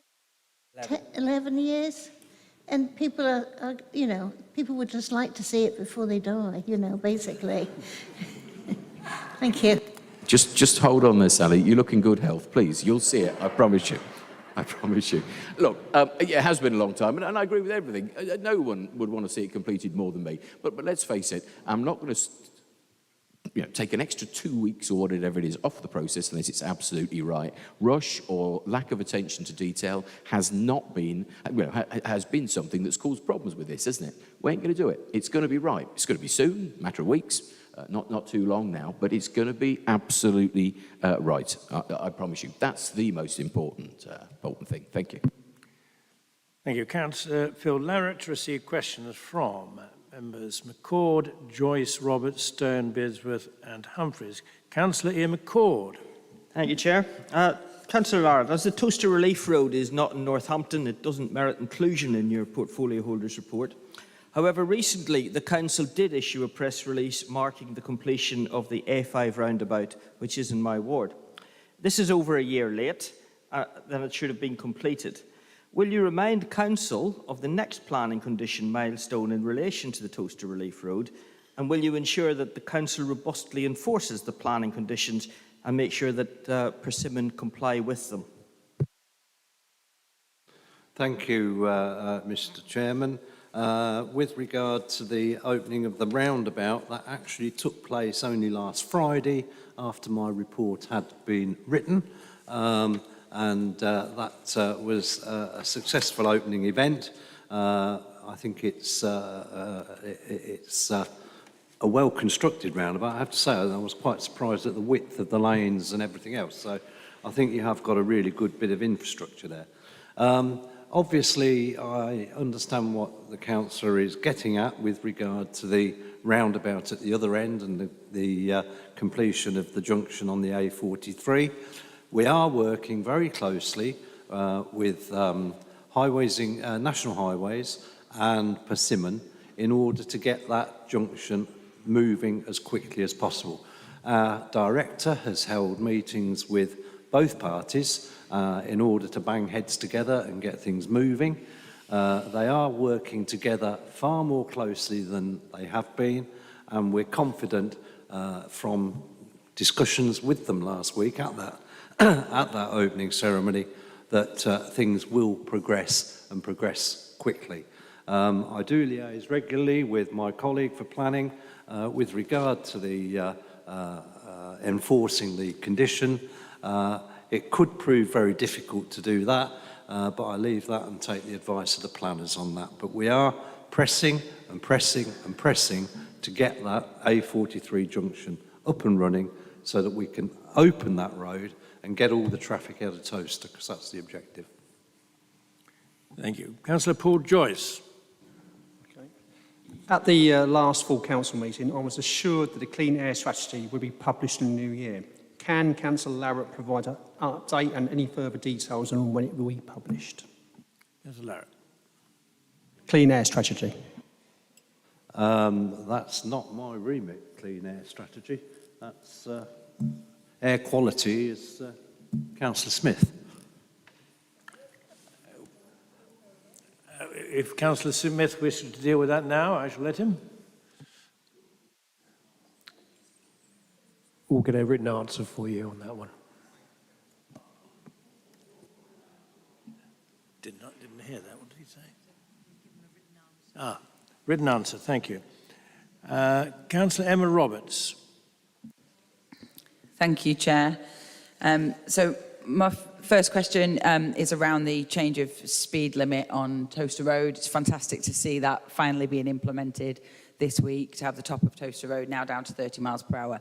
Unfortunately, though, the installation of the signs and the progress that has taken place this last month have really not been helpful. And thankfully, Kia did today place a warning of the reduction of the speed limit on the electronic signs, and the Community Council have very kindly agreed to place one of their speed awareness signs on the road. But I'm asking the Cabinet member to have a look at what's happened here and how we can improve this for the future, because it really didn't go very well.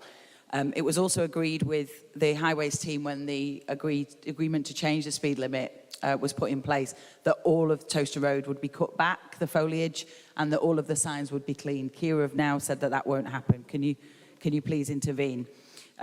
My second question is on in your report you talk about the funding applications to DEFRA for the Far Cotton area with regards to the flooding management. This is brilliant, but I knew nothing about it. Could please, as the ward councillor, could I be briefed on what funding applications we're intending to make for the flood management in my area? Really appreciate that. Thirdly, the paragraph around the active travel scheme. I was briefed recently with other councillors about the impact to Abington Avenue and the Rushmere Road crossing. Obviously, the Rushmere Road crossing being the bit that I'm really keen on happening. But the update I got from officers doesn't match the update you've provided in this report. So you're talking here about construction in June 24.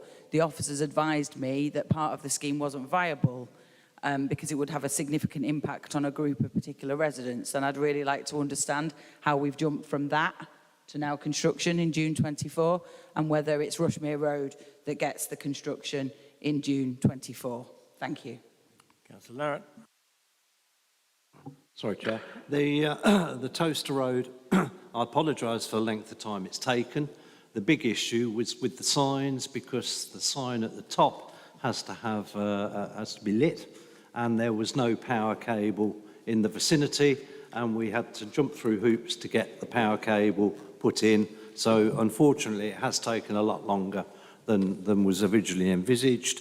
although the traffic regulation order sailed through. But I'm pleased we're there now, and also the white lines at the central reservation as well, I hope are beneficial. I wasn't aware of the foliage, the promise or the agreement to cut back the foliage or the sign cleaning, but I will chase that up. That's something I didn't know. With regard to flooding in Far Cotton, yeah, I think there's a meeting tomorrow morning. That can be raised there, and we'll get all of you briefed on what's involved. Active travel, yes, we are aiming to start at that time. The problem we've got at the moment, and you'll be briefed on it very, very soon, is the issues around the Abington Park Crescent, King Edward Road, Park Avenue South junction. There was a lot of concern in the consultation about that junction. I've met with officers and we've got some ideas, and we're going to float them past you now to see what ward members think, particularly the ward members in Abington and Riverside. So, whose ward it is, perhaps more, but I agree with you. I mean, this whole thing to me started off and kicked off with the Rushmere Road, Billing Road junction, because, I mean, you know, the number of school children that use that and no pedestrian facilities, absolutely frightening. But that will be the first part of the construction phase anyway. So we will do that junction, and then we'll work our way up to the other junction. Councillor Daniel Stone. Thank you, Chair. Can Councillor Larratt please explain to us why we're experiencing such heavy traffic and congested traffic and gridlock traffic all around the town, with the concomitant increase in idling and air pollution? What's causing it and what is going to happen to deal with it, if you don't mind? It's particularly a nuisance around schools, care homes, hospitals and GP surgeries, of course.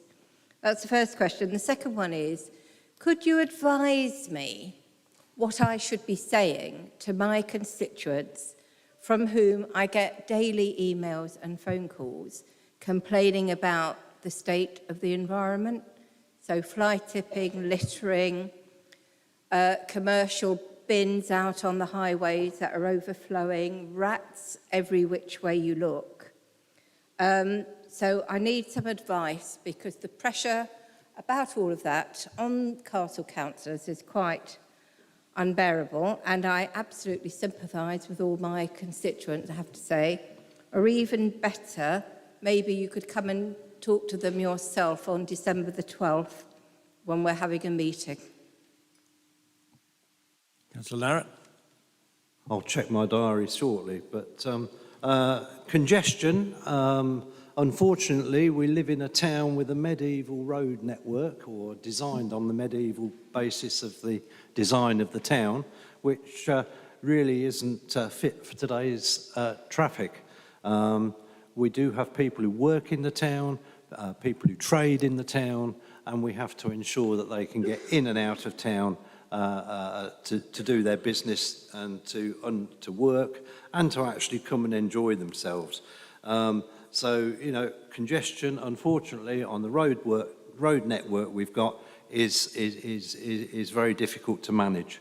Happy to look at any particular proposals, but we have no intention of instigating a low emission zone area in Northampton to rip off the motorists, as we know that's what the Labour Party want to do. But we have no intention of instigating such a scheme in Northampton. But yeah, happy to discuss any particular ideas other than that. With regard to the environment, report it. Unless we get reports and I know a lot go unreported, unless we get reports, things don't get addressed. You know, we will use like neighbourhood wardens to try and pick up on fly tipping issues in particular areas. You know, the wardens do go around, try and identify who it is and what's actually happening. I've got an issue with litter bins at the moment, which I'm pursuing with officers because I don't think they're being emptied often enough. And that's certainly an issue that is being taken up. With regard to the environment, and you talk about all the bins being on the streets, etc., and everything else, I suggest you look at the recent press release that came out today, because there is a consultation ongoing, started today, looking at how we can get these bins off our streets and out the way. So please have a look at that, respond to it, and get your residents to as well. It's something that Councillor Smith and I have been working on for a little while now, and as others around this room will know, it's something that the Borough Council was even working on 5 or 6 years ago. But we're getting there, and it's out to consultation at the moment, and we've picked up on policies elsewhere across the country. Thank you, Chair. Thank you. Councillor Sally Bearsworth. Thank you, Chair. Just a couple of quick questions, Councillor Larratt. The village, Kingsthorpe Village traffic is getting very bad. We get a lot of boy racers or girl racers chasing down High Street to shortcuts. It's supposed to be 20 miles an hour. It's safer routes to school, and I know it's an old chestnut, but people are fed up with it. And I just wondered, with new technology, with other things that might be coming in, whether we could revisit that again to look at it. The other thing I wanted to mention was I'm pleased you mentioned bins, because dog bins aren't being emptied regularly enough. They're overflowing and causing a lot of distress and a lot of problems with foxes and goodness knows what else.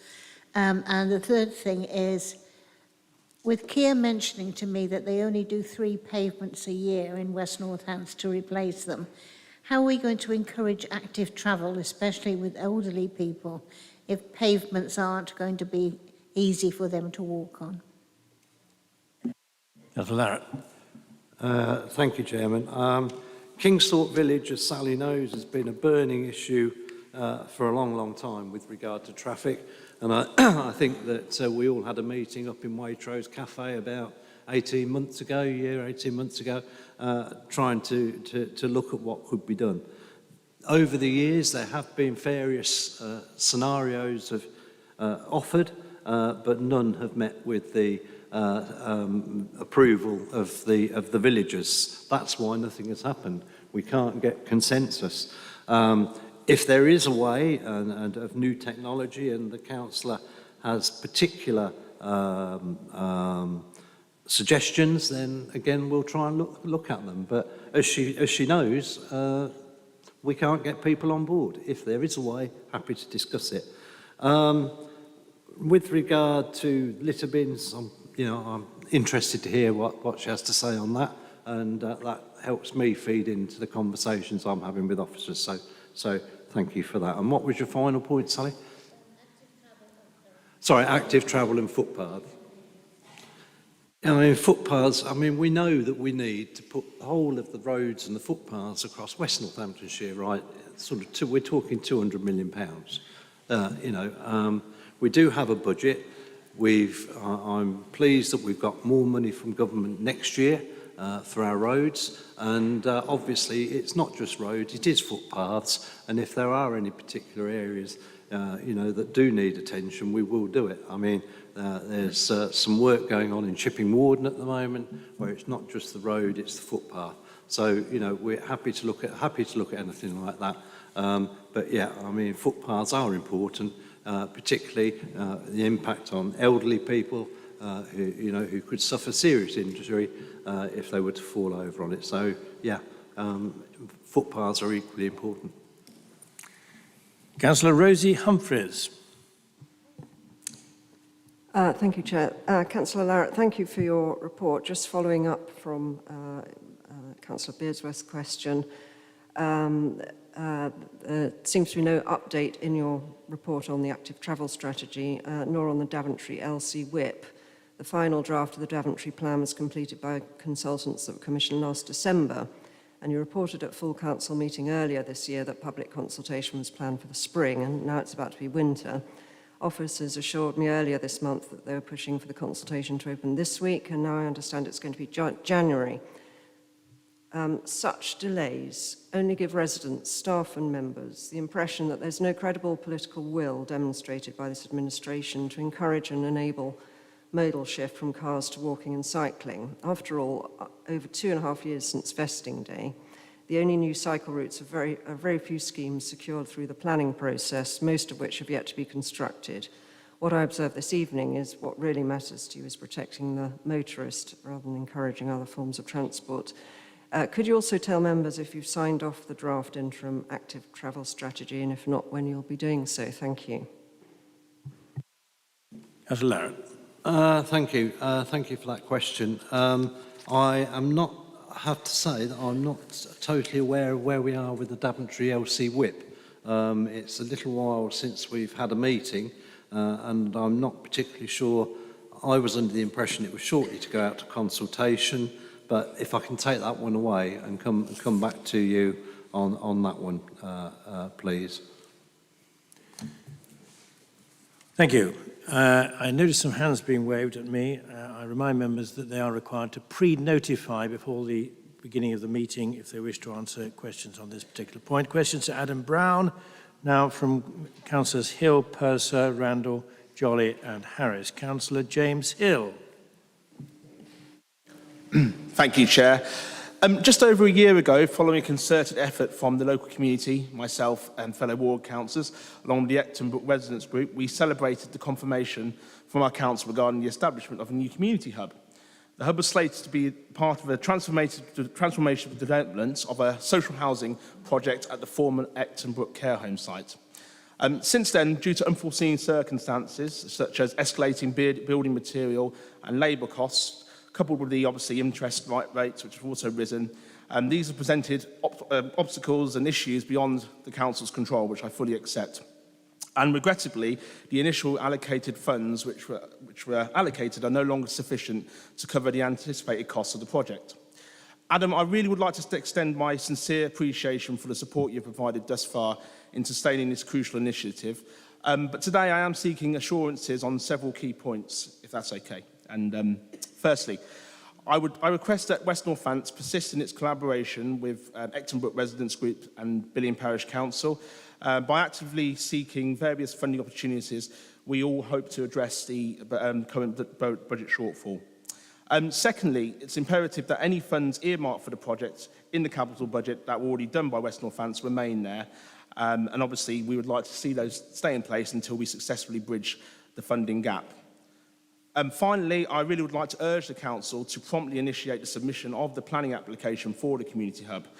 This step is crucial not only for the project's progress, but will also help to unlock potential funds from diverse sources. Some funding streams, as you may know, often require the planning application to be in place for us to be able to apply for them. So, Adam, again, I really want to express my gratitude for your support so far.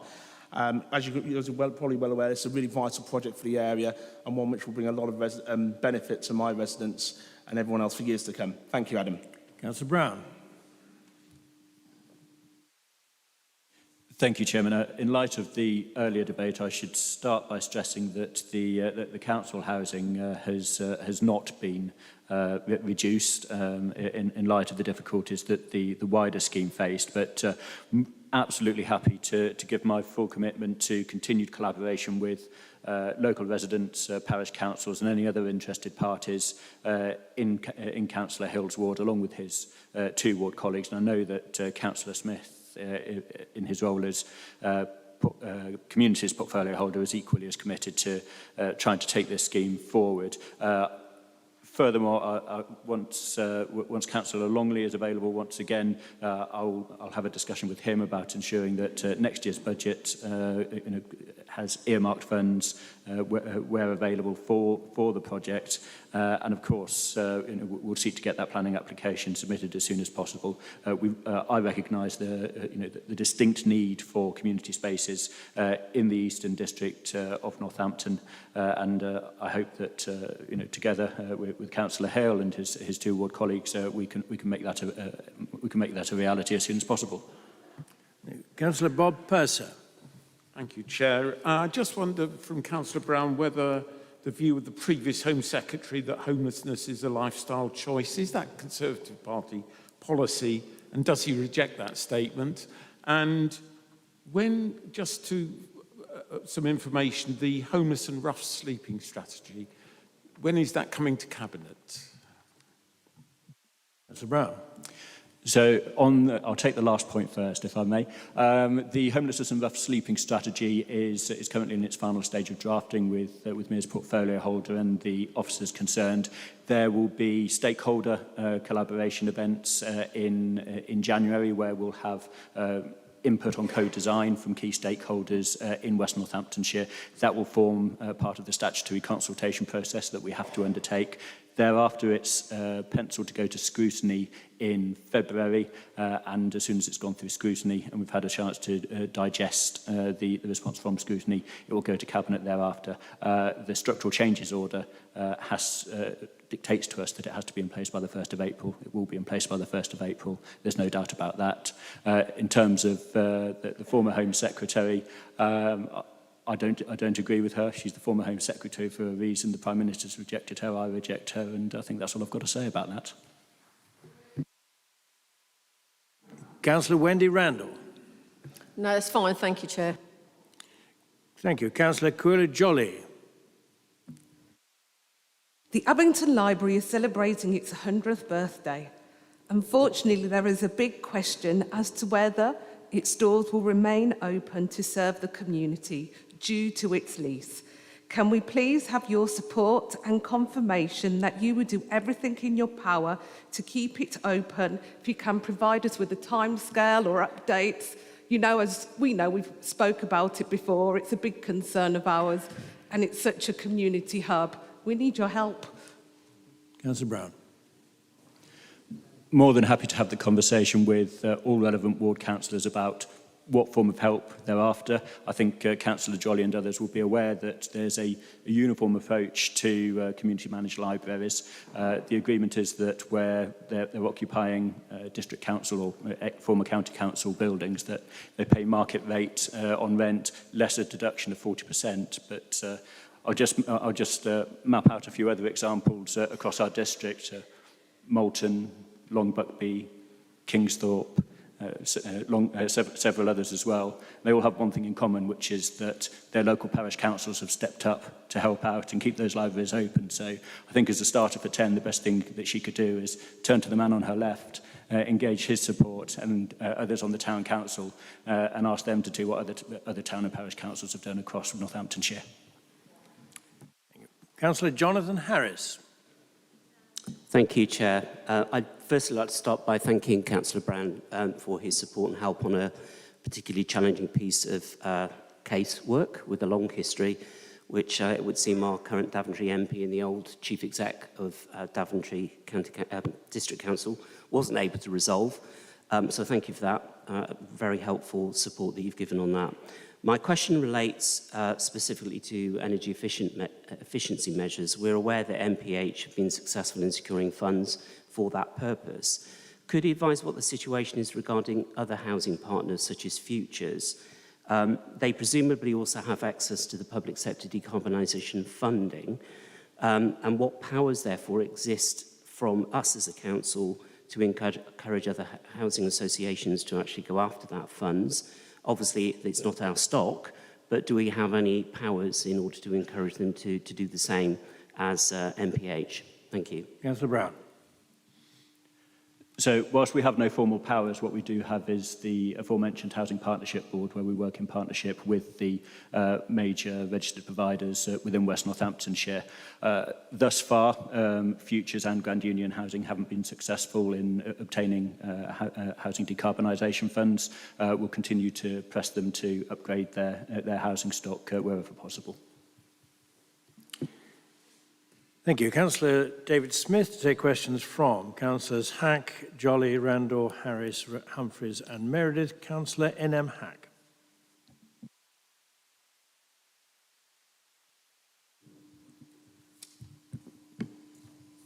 Thank you, Chairman. Regarding the new taxi licensing policy, I first like to thank you for agreeing to meet with the Labour Group, and I look forward to a date. In the meantime, can you confirm the taxi policy will be co-produced to benefit all the stakeholders in question? Both the drivers and the union have fed back the information and are hoping that it will reflect in proposed policy. Thank you, Chairman. Councillor Smith. Well, our meeting, week commencing the 11th of December.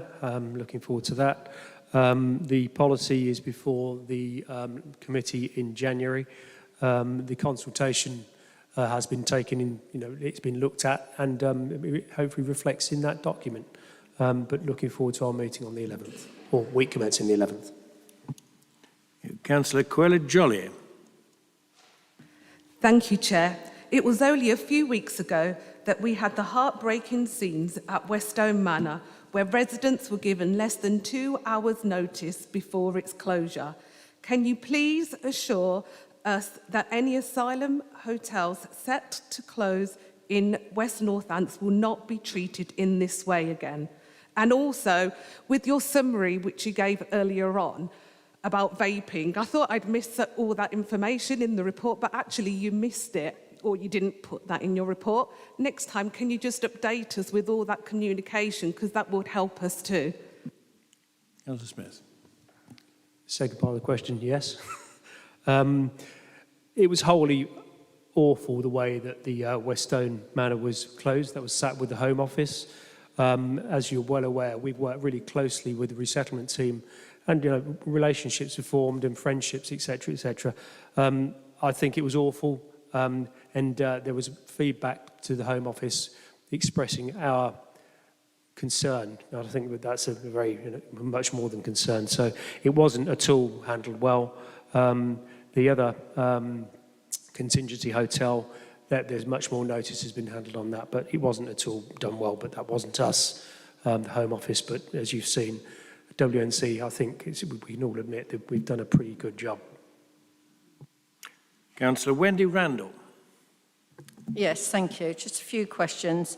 On Southbrook, really. The police invited residents into a surgery on the 2nd of November, but failed to notify residents. They asked the trustee of the community centre if he could inform the residents the day before. He quickly put out a poster, but consequently nobody turned up, so maybe you could feed that back. Daventry Town Council funds the gym bus, which is really good and really having an impact on antisocial behaviour. I don't know if that's something that could be looked at as, as a future funding. And the other thing on Southbrook Community Centre, Stronger Communities, having spoke to the Chief Officer of Daventry Town Council and the Chair of the Trustees, this report seemed quite alien to them and they knew nothing about it. So I wondered actually who wrote the report, if it was you or someone else, and if it's somebody else, where they're getting their information from, because it is not correct. Councillor Smith. Okay, I think that's let's get together in Southbrook with regards to the community centre. So I'll come over. Let's just get to the bottom of that. Anything that has great impacts with regard to ASB, absolutely get on board with that. There's a number of ways we can look at funding and things there. Again, I think we can pick up on that when I come over. And utterly ridiculous if the police are holding a surgery. So again, I'll talk with the Commissioner on that, and who will obviously hold to account the police. But sadly, this is not the first time something like this has happened. But thank you for drawing it to my attention. Next time round, just let me know as soon as you know, and we can hopefully do something about it. But I'll pick up on that as well. Councillor Jonathan Harris. Thank you, Chair. In light of his comments specifically made on the press release of the 17th of November regarding 16 days of action, which specifically quotes, domestic abuse can be terrifying and unfortunately it is the reality for far too many women and girls. Could I ask that he personally agrees to, without the need for emotion, let's not go back over too much history, that he encourages his colleagues and other councillors, particularly male councillors, who have yet to do so, to sign the White Ribbon Pledge, which promises to never use, excuse, or remain silent about women's violence against them. And finally, in the press release, the Detective Inspector Nina Egg also recognises that this is a real issue for women and girls. So could I ask that he encourages councillors to take a lead and make that pledge? Thank you. Councillor Smith. I think all the councillors have heard that and they will all make their own decisions on that. But I abhor any domestic abuse and my family suffered from it very closely indeed. So don't think I'm not sensitive to it, because I rest assured I really am, as I am knife crime as well. Councillor Rosie Humphreys. Thank you, Chair. Councillor Smith, thank you for your report. As regards the Homes for Ukraine scheme, what provision is being made for the end of the funding scheme for sponsors, which will commence next March, dependent on when Ukrainian guests obtain their 3-year visas? This may be more of a relevant question to the housing portfolio holder, but what impact will the end of the sponsorship scheme have on our homelessness service? As regards contingency hotels, the second contingency hotel by Junction 18 is now closed, and there are 2 points to share with members here. Firstly, I would like to pay tribute to Crick Village, especially to its parish council, the volunteers of its community cohesion group, and its church for their support over the last 14 months to 200 male asylum seekers living next to their village. Inevitably, the influx of a significant number of temporary residents has been a strain on the community and local services at times. However, the village rose to the challenge with generosity and pragmatism, with minimal support from the council. The volunteers have committed hours of their time offering weekly English lessons, football sessions, maintaining a supply of clothing and organising a highly successful welcome event. Secondly, while this contingency hotel has closed, it's merely opened others, as all 200 individuals have been reaccommodated in hotel accommodation outside West Northants. So taxpayers continue to foot the bill for government failure to process asylum claims in a timely manner. I'm sure, like me, you bitterly regret this. Thank you. Councillor Smith. With regard to Crick and the great work they've done, yes, what a fantastic job to see our community really pull together. Challenging time, some big challenges, but so thank you to all the Crick residents and Crick Parish Council. And with regard to the Homes for Ukraine, I think that's something that Councillor Brown and myself will look more closely at, because clearly that is an potential problem. And I'm happy to come back to you once we've got sort of further information. Councillor Dennis Meredith. Thank you, Chair. This is the question for David Smith. Does he agree with Mr. Toby Birch on his speech? And I thank him for making his speech regarding Southfields Community Centre.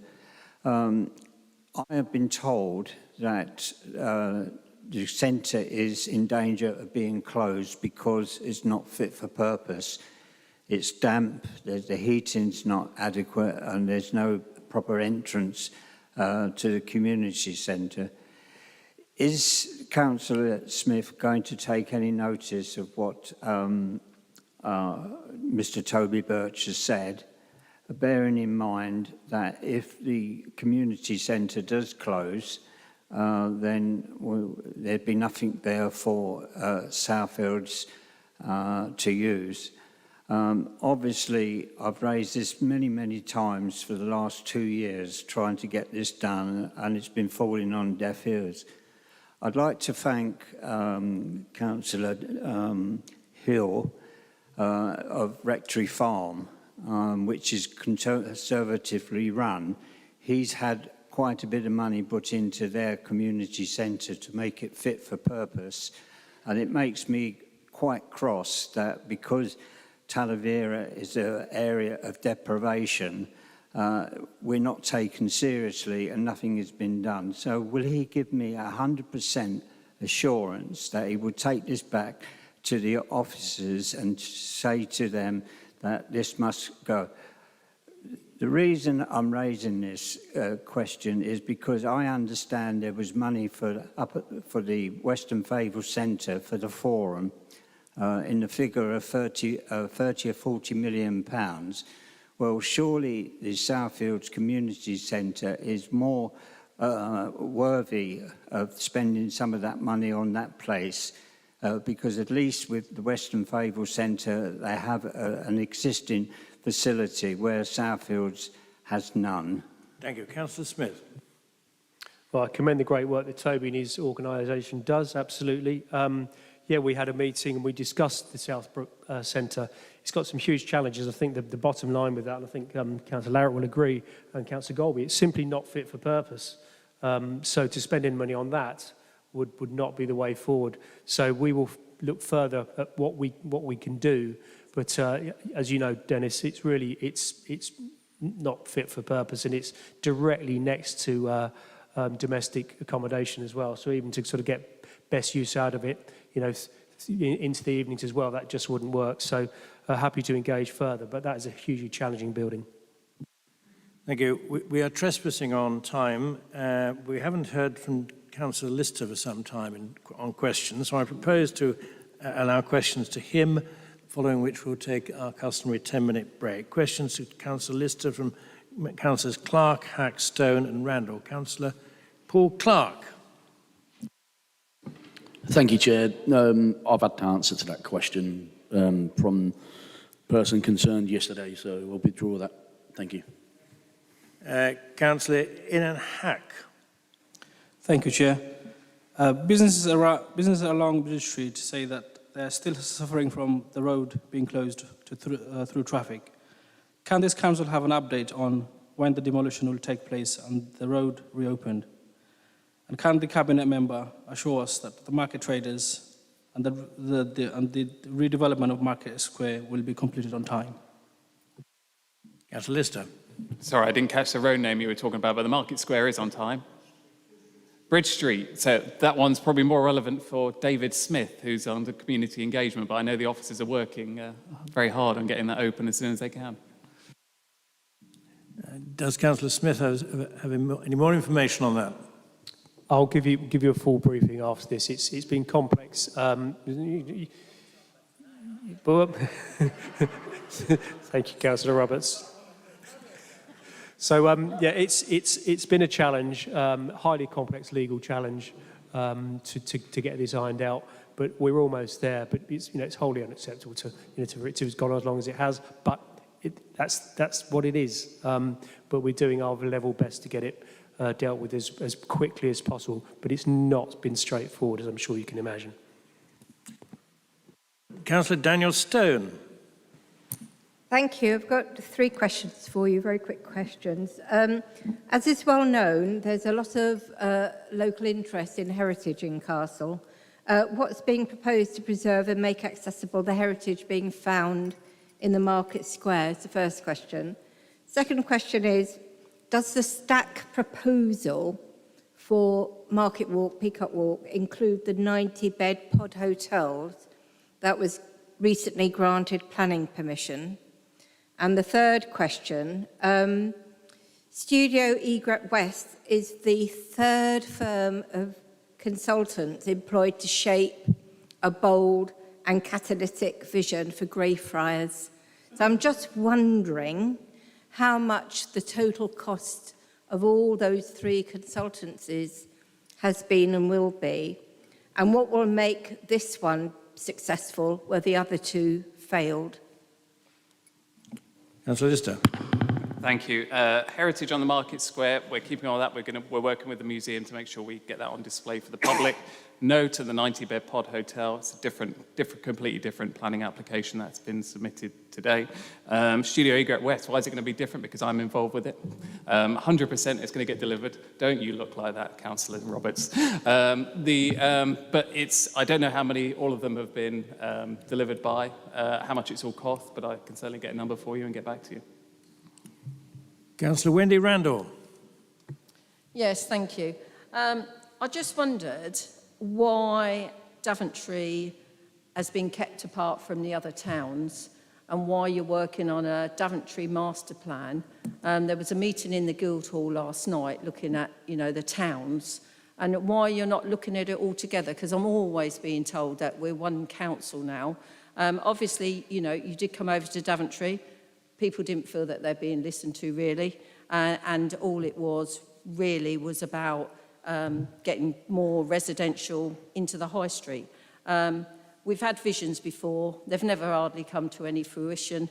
And really what the people are saying is, what actually are we going to get out of this? You know, we're paying consultants what, you know, for the townspeople, what we're going to get. And please, can we be included together? Councillor Lister. Yes, certainly. Well, Daventry is our second biggest town within West Northants, and it was important for me to make sure that we're delivering for the people of Daventry. The assessment, town centre, central areas assessment that was held yesterday covered Towcester, Brackley and Northampton, but the work that we're doing in Daventry is specifically bespoke for Daventry so we can deliver for the people of Daventry. There's nothing different happening there that's happening in Towcester or Brackley, but we're making sure that Daventry gets what it needs as our second biggest town. Thank you.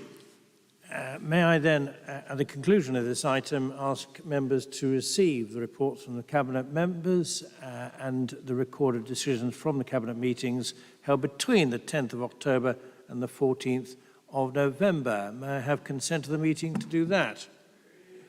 Thank you. We customarily take 10 minutes comfort break at this stage. Resume promptly, please, at 7:30.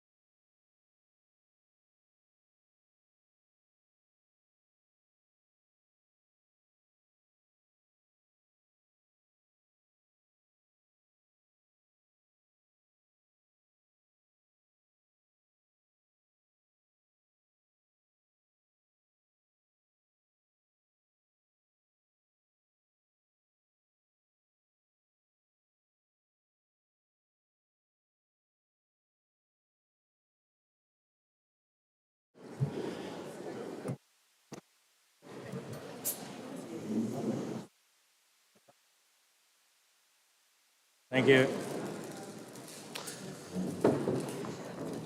Councillor Mark Hughes. Thank you, Chairman. I'm absolutely delighted to propose this report. The Youth Justice Plan builds on the fantastic work, progress and achievements of the Youth Offending Service during the last 12 months. So much so it gives me great pleasure to say that this has helped the service being rated good by Ofsted at their most recent inspection a short time ago. So let me first congratulate all stakeholders involved with the Youth Offending Service for the fantastic work that is already making a positive difference to the lives of young people across West Northamptonshire and beyond. I hope this assures members that the path the service is on, the approach the Youth Offending Service Management Board has taken and the previous plan it had in place puts the service on an upward trajectory, and this latest plan is looking to ensure it continues on that one. The priorities this year have been focused on early help, prevention and diversion, and they've been developed collaboratively with the Youth Offending Service Management Board members to ensure confidence in the priorities set and assurance that the Child First principle has been fully embedded. Councillor Baker and I have been delighted to sit on the board this past year, and we've been proud to contribute to and witness the phenomenal work from not only those within the Youth Offending Service team, but all stakeholders, evidenced in the effectiveness of their approach and its impact on young people and their families. Some of the achievements from the last 12 months have included the Youth Court Solutions being the newest innovation in Northamptonshire. We've been seeing young people have an offer of at-court advice, and this then ensures wider issues, potential issues can be addressed, including identifying local authority, statutory, third sector supports, help with finances and accommodation, and introductions to learning, training and employment opportunities.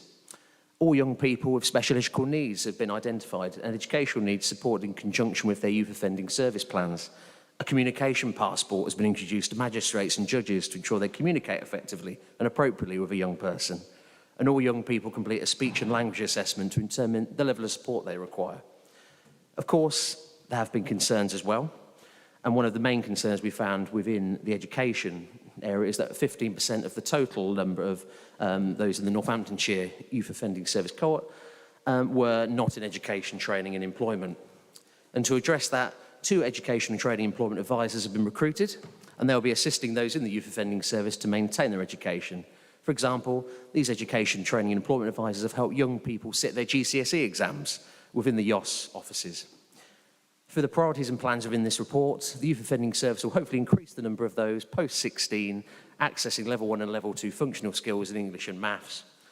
And with the 3 strategic priorities for this year contained in the plan, they centre around prevention and diversion, recognising and responding to child exploitation and serious youth violence, and tackling disproportionality in the criminal justice system.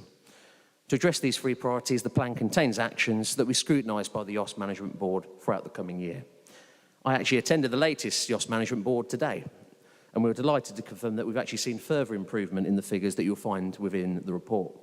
First-time entrants are down from 170 to 126, and the number of reoffences per offender has dropped to 4.32 from 5.08. We also now have separate crime figures available to us between the north and the west, allowing us to look at both early help and intervention in the specific areas better. I also asked if we could receive these figures by local area partnership, to which I was given a very firm yes. This will ensure we can transform how we deliver early help, prevention, diversion and combat recidivism locally. This improvement further demonstrates the effectiveness of the plans that the Youth Offending Service has in place to support our young people. Therefore, I'm delighted to propose the report. Thank you. Councillor Louise Fowler. I'm delighted to second the report and reserve my right to speak. Thank you. I have 4 notified speakers, Councillors Stone, Smith, Beardsworth and Sharp. Councillor Danielle Stone. Thank you, Chair. As ever, this is one of the best reports that comes to Council, and I thank the people who compile it very much indeed. It's always really interesting reading, and I'm delighted to see some of the outcomes there and delighted to find the services being inspected as good. I do think, however, we do have some issues. We do not have enough prevention in this local authority. I think it's something, as a council, we need to take a lot more seriously. I'm really worried about some of the interventions that could be going on are not in place. We know, for example, there's big problems with the courts, and young people are having to wait far too long for their cases to come to court. We know there are issues around probation. Probation has been under-resourced for years and is struggling to do everything that he wants to do, and lots of other interventions besides the ones recorded in the report are possible. And I'm just wondering if setting up problem-solving courts for young people is on the radar anywhere. I'm also wondering if we are doing any longitudinal monitoring to see what the outcomes are for young offenders in their adult years. So I'm wondering how many of our young offenders become adult offenders, and if we've got the data on that, that would be quite interesting, because I think the experience shows that adult offenders were once upon a time youth offenders. It's very rare, I think, to find a 40-year-old suddenly becoming a criminal. It begins a lot earlier than that. So I think having that understanding from longitudinal monitoring would be quite helpful to us. Thank you. Councillor Zoe Smith. Thank you, Chair. Again, just to echo Councillor Stone's comments, a really positive report in many ways, and really good to know that we're looking at a good rating. I think the other thing we need to think about in terms of prevention, not just when that young person is in their teenage years, but also just considering the impact of early years. We know that for many young offenders, their first involvement with the courts are when they're about 3 years old and police are called to a domestic violence incident or a family incident in their home. And I think it's important to realise that a lot of our current young offenders are the cohort of young people who first lost Sure Start centres and some of those really early years interventions. So it's really important that we have a view of the whole picture and that we look at it across all ages and impacts. I'm also wondering how much research is done into the impacts on different young people from different demographics and the particular support that can be put in, and how their experience of education and society may impact on their experiences. Councillor Sally Beardsworth. Thank you, Chair. I'll echo a lot of what people have said before. And it's a very good report, obviously. But it always strikes me that, we help children that go into these services, and yet we don't help the children prevent them coming into these services. Youth provision is so important, and to make sure that children don't go down this path. And it's almost as all, that they get all this help, which is great, hopefully stops them reoffending. The reoffending has dropped to 4.2, which is very good. But I still feel that we've got to stop children going down to crime. And the only way to do that is to have better youth services for them. Thank you. Councillor Sue Sharps. Thank you, Chair. This is an excellent report. It highlights all of the main categories that we're working on within the county, and we're seeing real progress on. I can personally say in my own area we've seen engagement in prevention, recently gaining a grant from the Police and Crime Commissioner, and we're really seeing some benefits to anti-social behaviour being reduced, and this will continue to be an important work. Thank you. Thank you. No other members. Councillor Louise Fowler, do you wish to respond? No, there's nothing to add. Thank you. Councillor Mark Hughes. Yes, no, thank you. I think take on board all the comments, and equally at the meeting today, we actually did speak about bringing forward the time which early help is implemented, and that's something based on the figures we've seen. We've seen more younger people getting into crime, particularly below the ages of 14, 13. So that's something the YOS board are taking into consideration. We're monitoring this year, just to give a bit of reassurance. Thank you. We move to the recommendation at paragraph 3 of the report. Those in favour of the recommendation to agree the contents of the plan, please show. Overwhelming. Thank you very much. Item 9, Councillor Louise Fowler. I'm delighted to present this report to Council. The National Children's Trust annual report is intended to provide Council with an update on the progress of the 22-23 service delivery contract between Northamptonshire Children's Trust, WNC and NNC. There is a requirement to undertake the review and to produce the report, and that in turn provides all of us as corporate parents an opportunity to see the improvements we are making and where challenges remain. I know that you will all have read the report, and I'm not going to repeat all of the KPI highlights, but the one I really did want to draw attention to was the one where we discussed the improvements in the staffing. In my day job, as it were, I work with councils across the country, and I know that retaining staff in children's services is a challenge which many councils are failing to meet. The fact that we've got more full-time staff, the fact that we are using less agency staff, and the fact that that is giving some consistency to the children in our care is something that we really should commend the Trust on, and something that they should be justifiably proud of. In the annual report, NCT have identified potential issues that will impact upon their budget for the 23-24 financial year. These issues are detailed in the report, but are largely related to placements for children in care.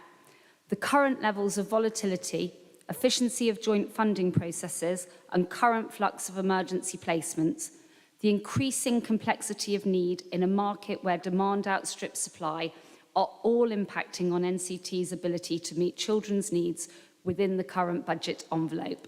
And I know, again, we are not the only council that is finding that. They're not the only trust. Both councils and the NCT are working closely to understand, working together and manage any issues, and to ensure that the improvement journey continues to progress, because our children's services are improving. So the annual review is before you at full council to enable oversight of our Children's Trust, and I recommend it to you. Councillor Mark Hughes.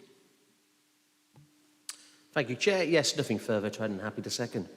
Thank you. I have 6 members notified me to speak. Councillors Roberts, Stone, Smith, Randall, Humphreys and Sharps. Councillor Emma Roberts. Thank you, Chair.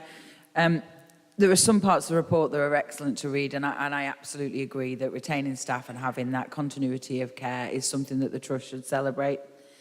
I was listening before to Jonathan, to the Leader of the Council, suggesting that we're putting more people, and obviously our staff are now working closer with the Children's Trust.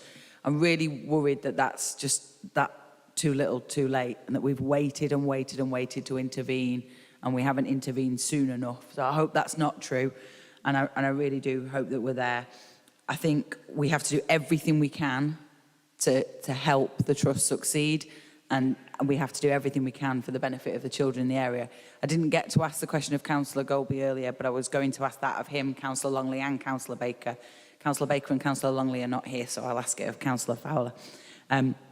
We have had, and we've seen nothing in the budget for adults, for the national budget, for adults or children's services. You've just alluded there that we're going to see additional pressures in the coming years, and it's clear the Trust are presenting budgetary issues everywhere. Will we all join together in writing to national government to plead for better funding for adults and children's services in West Northamptonshire? Councillor Danielle Stone. Thank you. Some of the report makes really good reading, and what a relief it is to all of us to find that the Children's Trust is improving. Really important that they do, and they do the best they can for our children. But I've said this before, they can't do it on their own. They need lots of other things to happen to help their job and to prevent children experiencing trauma and to have a really good start in life. It seems to me we're not doing enough. And one of the issues for me is over the last 5 years, class sizes have gone up and up and up and up, and teachers are facing ever more complex issues within the classroom without very much additional support. Now, if you are a child in care or a traumatised child, it's really difficult to navigate your way through school in very large classes. And we're experiencing a lot of children refusing to go to school these days because they find it difficult and inhospitable. I think it would be a kindness to the families, the children, and to the Children's Trust for us to be working through the government with the schools to bring down class sizes. Thank you. Councillor Zoe Smith. Thank you, Chair. Again, as others have said, there are some really positive aspects of the report in terms of improvements being made. However, there are still really considerable concerns in terms particularly of the constant change for young people, the emergency placements and those experiences, the lack of consistency in young people's care and the inevitable trauma, as Councillor Stone has alluded to. I think also a concern that I have is that this, like a number of other reports, doesn't make any mention of a diversity and inclusion section, when that's going to be a really huge aspect of what we're looking at. There is no specific mention of a diversity and inclusion section, and there is also comment made there is no specific community impact. Well, I feel that this has a massive community impact, and whilst a lot of it may be contained within the report, acknowledgement needs to be made that this is a huge community impact on our young people, and that could be expanded on. We need to start taking those aspects of the reports more seriously and putting a little more thought into what goes into those parts. Councillor Wendy Randall. Yeah, thank you, Chair. There's a lot of detail in this report. A lot of my concerns goes around children trying to access different services for mental health and things. I was at Daventry Teen Clinic yesterday, and we've seen a lot of young people coming through that clinic where they can access Service 6, GP, sexual health, nurse, and you know, my feelings is that a lot of the time that we're seeing children that otherwise could potentially reach a crisis point, but there's no funding to continue it on. And I'm a great one for preventative. It costs a lot less, and whether we're working with, you know, what are we doing to work with public health on any funding? Do we work with them on at all? I don't know. Or is it everything coming out of the Children's Trust budget? Obviously, there's huge overspend that we brought our motion last month. Private sector outpricing us. My real concern is if it continues, we'll be bankrupt yet again. I don't know what we can do with that. Call on government to do something, I assume. But yeah, my concern is preventative, and we need more of it. Councillor Rosie Humphreys. Thank you, Chair. Echoing the comments of others, there are clearly many improvements in the Children's Service to commend in this report. However, it's difficult to see how the budget pressures are ever going to reduce, given the list of pressures reflected in the national context set out in Appendix 5. In particular, I draw your attention to the comment by the National Audit Office that the UK has sleepwalked into a dysfunctional children's social care market. This has left local authorities hamstrung in their efforts to find suitable and affordable placements in children's homes or foster homes. There's a limited assurance indicated on the IT security, and IT concerns were highlighted in the recent Ofsted report following a focus visit in connection with the Trust's front door service. There it was reported that staff were having to navigate 7 different IT systems, resulting in avoidable delays in responding. Can you give us any details of the management and action plan to improve IT, and will it necessitate further budgetary pressures for both West and North Hants? I completely agree with both Councillor Roberts and Councillor Randall that we should write to central government to spell out the necessity of further funding. Thank you. Councillor Sue Sharps. Thank you, Chair. This is a great report and great sense of moving forward with the positive needs of our young people. I actually have a background in youth work, and I work within my own area supporting young people. Dedicated youth workers can make such a difference to young people, and it can be done in so many different ways and through different age groups. As previously was asked whether or not we help younger years. In fact, we help all years from library ages upwards, but this needs to be done across the whole county. We need to make it something that happens everywhere. And I think this is possible, but it's really clear to see here that we've come a great step further, and I'd like to work more on this project in the future and for Brackley and the whole of West Northamptonshire. Thank you. Councillor Jonathan Nunn. Yes, thank you, Chair. Just to come into on a couple of comments, particularly perhaps those raised by Councillor Roberts. Just a certain level of reassurance. Well, first of all, where we are now, we've reported in Malcolm's report 2.2 million overspend is the forecast for the year. So it's not year-to-date, focus for the year. That includes anticipated overspends and so on of the Children's Trust. The collaboration that's been done in the last few months has honestly given us so much more confidence in the figures. We're closer to the figures, just being able to get in and see them. So hopefully that's some sort of confidence.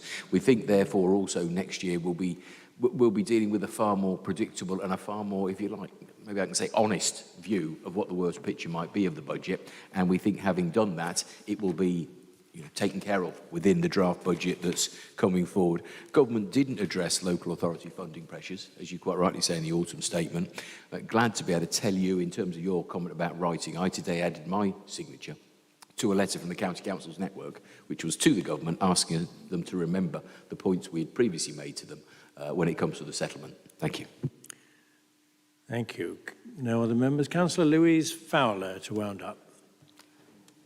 Just going to remind you it's Louisa. Thank you. So yes, Councillor Roberts, I completely agree with the idea that we all joined together to request better funding for children. There are lots of us in this room that put children at the heart and centre of what we do. But I was pretty disappointed when I set up a task and finish group that only 5 councillors were willing to join to look at how we can recruit and retain our foster carers and recruit more of them. So I will be there signing that letter. I just wonder if everybody else will be there with me. Everything else that was brought up, I will pass over to Councillor Baker, and she will get back to everybody on any points that were raised. But I recommend this report to the Council. Thank you, Louisa. We're moving on. We now take a vote, please, on the recommendation at page 196, paragraph 3. We're moving on now. We've had the debate, and the proposer has wound up the debate. So we move to the recommendations. Can we have a show of hands, please, in response to the recommendations at paragraph 3? In favour? Against? Clearly carried. Thank you very much, very much. Update to the Constitution, item 10, Councillor Nigel Hinch. Thank you, Chair, and I'm pleased to bring this report to Council on behalf of Councillor Patel, who's absent this evening. But I feel I must advise Council and those online that this is due to a close family bereavement and not as being quoted as conveniently missing in action. I am sure you will all join with me in sending our most sincere condolences to him and his family at this sad time. The Constitution quite rightly needs to be kept under constant review and to ensure we are efficient, transparent and accountable to the local people we serve. I'm sure you've all taken the opportunity to read this report from the Monitoring Officer, so I feel I only need to summarise some of the details.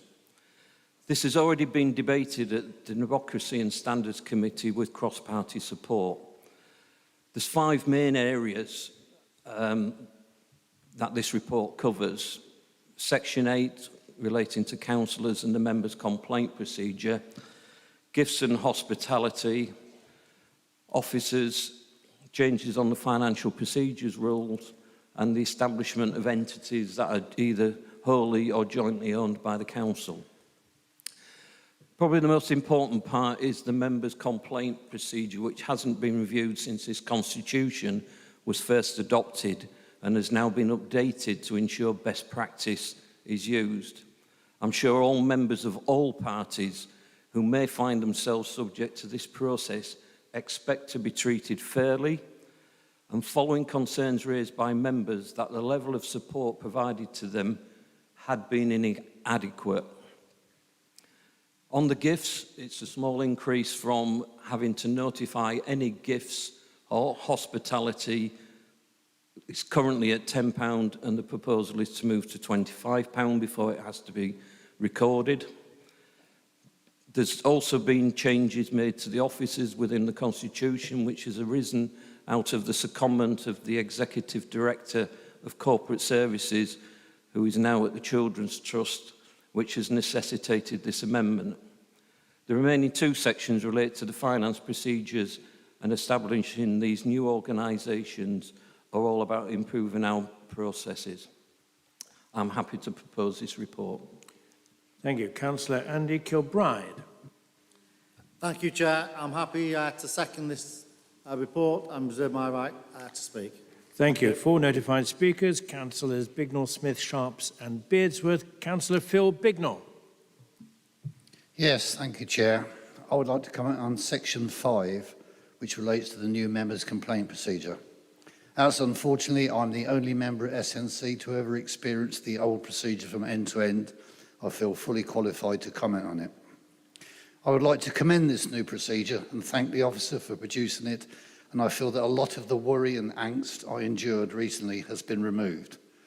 In particular, I would like to highlight the following 6 areas that I most welcome. Complainants that request that their names and addresses be withheld will only be granted in exceptional circumstances, for example, bullying. This is a positive step and should stop complainants hiding behind anonymity.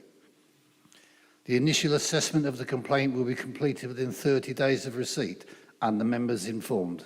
Much more expedient and welcome. Members will receive the name of an independent person, well they do already, but also to consult, but most importantly, a named democratic officer and a well-being support for the member, both of which I did not receive. If an investigation plan is undertaken, a time frame must be given. In my case, none was, and at the time the process lasted 6 months.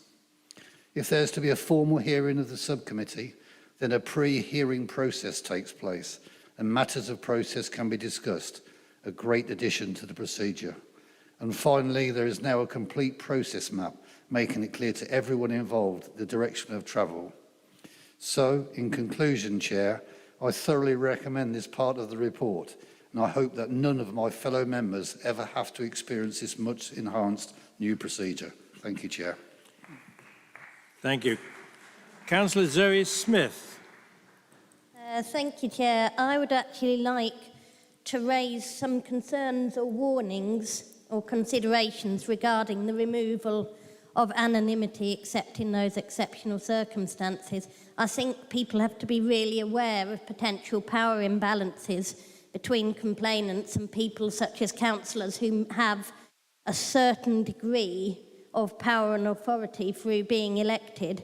I think in terms of it going to the monitoring officer, whether people should be granted anonymity, I think that should be considered very carefully, as people raising concerns may be subject themselves to bullying or intimidation, particularly from people who have high standing or authority in an area or perceived authority and power. And that power imbalance between ordinary people and councillors should be something that's really strongly considered. So I think if that goes through, that's something that people need to give really careful thought to and really take seriously any requests for anonymity. Councillor Sue Sharps. I welcome the openness of the changes for the investigation and feel for my fellow councillor what he's been through. I would also like to make thanks for the changing gifts and hospitalities, because previously that was somewhat of a nightmare, although many of us received no gifts or hospitality of what to call since we're on WNC. But still, it's a good step forward. Thank you. Yeah. Councillor Beardsworth. I'm sorry, Chair, but I have to disagree with Councillor Sharps. £25 buys a litre bottle of alcohol.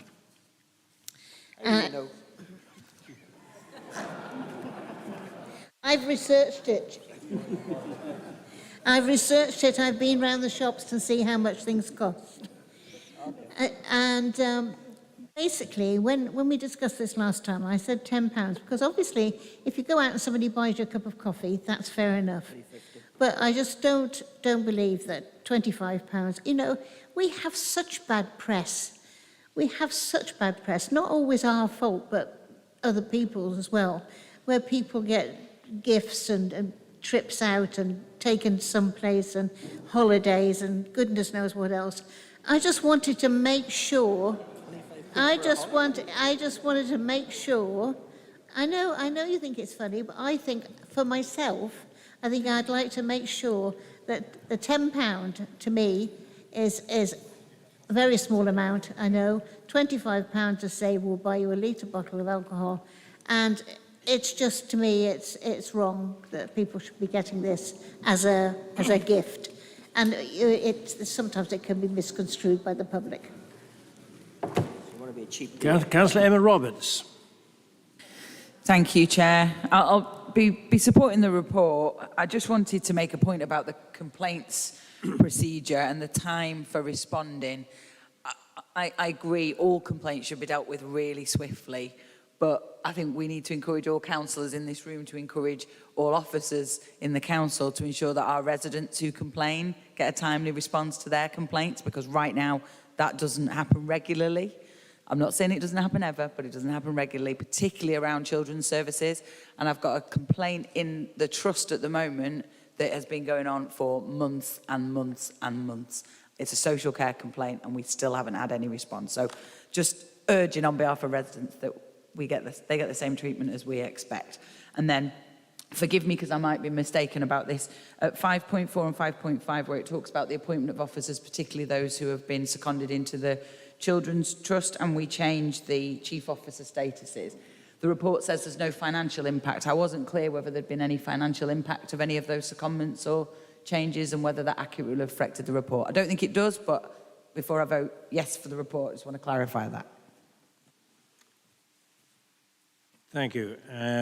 Councillor Andy Kilbride, I'm not sure whether you did reserve your right to speak. Do you wish to say anything? No, Chair. I think No. it's Okay. Councillor Nigel Hinch to respond to the debate. Thank you, Chair, and I thank members for their comments, and we'll take on board the comments about anonymity. The monitoring officer will deal with those individual requests. Thanks, Sue, in terms of the gifts, but Sally, we've got to be careful because we do get offered, and in fact on my desk tonight is invite to the Derngate, and all of these things need to be recorded. There's been people who's gone to football, rugby and other events. I'm not sure who's had the holiday, but I'm sure that's on their declaration of interest. So hopefully that one will be covered. Emma, I totally agree with you. Whenever we get any sort of complaint, it needs to deal with quickly. I can't give you an answer on the financial bit, but unless the monitoring officer can respond, I would suggest we go to the vote. Thank you. We will. Recommendations at paragraph 3 of the report at page 538. An indication, please, now by hand at those in favour of the recommendations. Clearly carried. Thank you very much. Councillor Jonathan Nunn, item 11. Thank you, Chairman. This is the council tax reduction scheme. I think fairly straightforward. It's a continuation of the scheme that has been in place. Obviously, there is some pressure to reduce costs. We do not feel that this is the right thing to do on this important support to those that very much need it. The only other thing I'm going to mention is something that Councillor Harris asked at Cabinet when it was considered there, which is about the hardship fund. So I'm just going to confirm to everybody we're also aware of the high level of importance that we attach to the hardship fund, and when you see the draft budget coming forward, there will be that same sort of contingency in there to cope and to support the hardship fund. Thank you very much. Thank you. Councillor Adam Brown. Happy to second the report, Mr. Chairman, and reserve my right to speak. Thank you. Thank you. I have Councillors Harris and Sharps. Councillor Jonathan Harris. Yes, thank you. Thanks for those comments, Councillor Nunn. I just want some clarification on this because was exactly the point I was going to make about the hardship fund. The hardship fund, I believe the balance stands at 105,000 currently, and I know that if that isn't used, that will be rolled over into next year. But it started life nearer the £500,000 pot, I believe, when we originally became West Northants Council in 2021. So my question is, on top of that, or rather, are we going to at some stage be able to, and I appreciate, of course, financial challenges that we face in many areas, but are we at some stage going to be able to ensure we have that pot to fill this gap, which clearly, after a slow start, has started to be utilised? Thank you. Councillor Sue Sharps. It was a similar question, so I'll retreat. Right. Councillor Jonathan Nunn to respond. Yeah, I think I'm happy to assure councillors on that subject. What comes forward will be the draft budget, of course. We've got a chance to make alterations. But broadly, as I understand it, what we will do is we'll try and forecast forward the level of use that it's getting to make sure there's a pot there that won't be exhausted halfway through the year. I think that's the assurance I can give you. Thank you. Thank you. To the vote then, to approve or otherwise recommendation 3 of the report on page 564. Those in favour? Thank you. Clearly carried. Acquisition of former bus depot. Councillor Daniel Lister. Thank you, Mr. Chairman. This is the report on the acquisition of the former bus depot on St James, which was completed on Friday, the 3rd of November. This was a purchase to safeguard and prevent the development of potentially poor uses for the site. We did have notice that there was likely to be a purchase for use of open storage, which is less than ideal on this site and on one of the entrances into Northampton.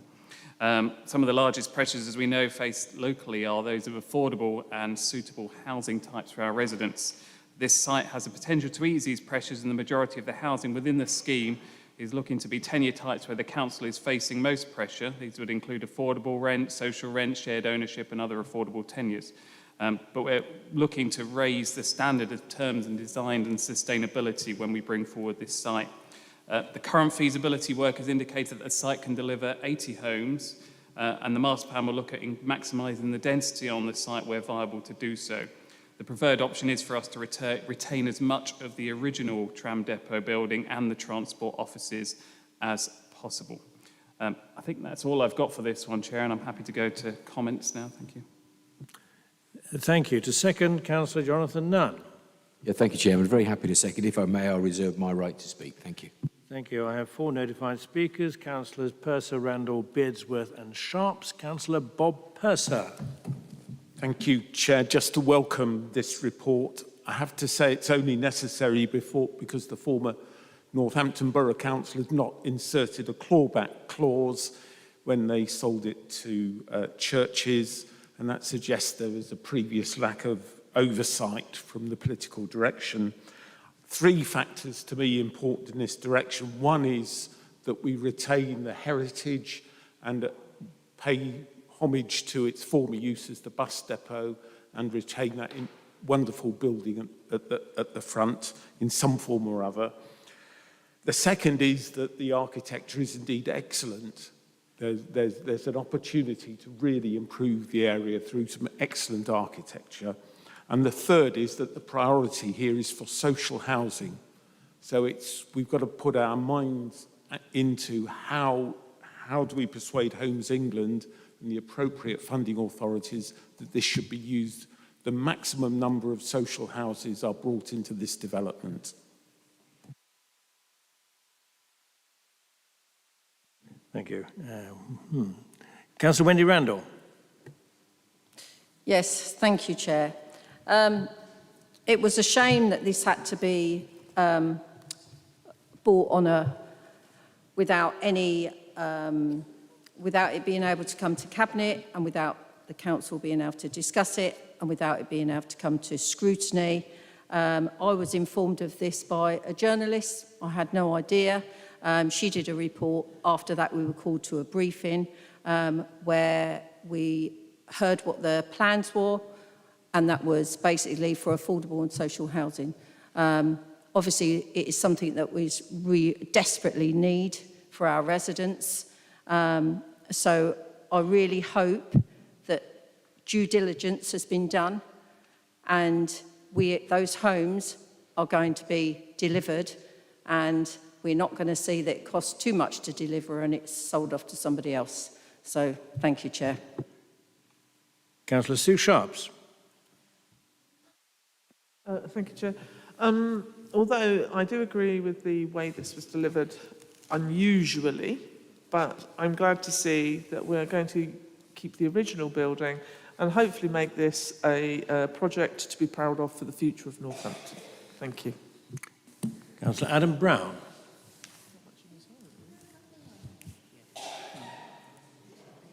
Well, all right. Sally, ladies first. Councillor Sally Bearsworth.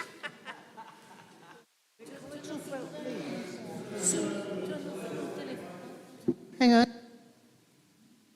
Okay, thank you, Chair. Yes, it wasn't the best way to acquire this property, but at the end of the day, it was important that we had to move fast and get it to make sure some other developer didn't move in fast. And we were kept informed by the administration and had meetings with them about it.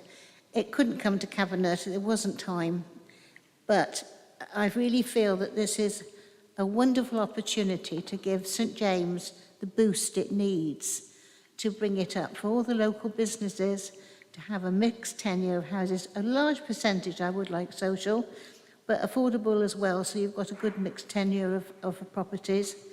And also this will help upgrade St James. We must be mindful, though, that St James has once flooded, and we must make sure that there are provisions in there that won't happen to the new properties we build. So I welcome this, and I welcome the fact that we're going to stick with some of the heritage, because we've lost so much over the years. We really got to, and there are some remarkable shapes and buildings down there that we can keep. So I fully endorse this. Thank you. Adam Brown. Thank you, Chairman, and thank you to Councillor Bearsworth for her comments. I think it's that kind of honesty and openness about the process that's taken place that allows cross-party working to flourish, so I appreciate that. Just to acknowledge Councillor Peirce's comments about Homes England, we are discussing with Homes England how we can get as much grant into this site as possible to deliver as much council housing as possible. It is an unparalleled opportunity. Northampton doesn't have a huge abundance of brownfield land left, certainly not compared to other towns and cities of the size of Northampton. So when an opportunity comes along of this nature, we have to grasp it, and I think the Leader and Cabinet have certainly done so on this occasion, and I look forward to seeing this site come to fruition and people getting more homes.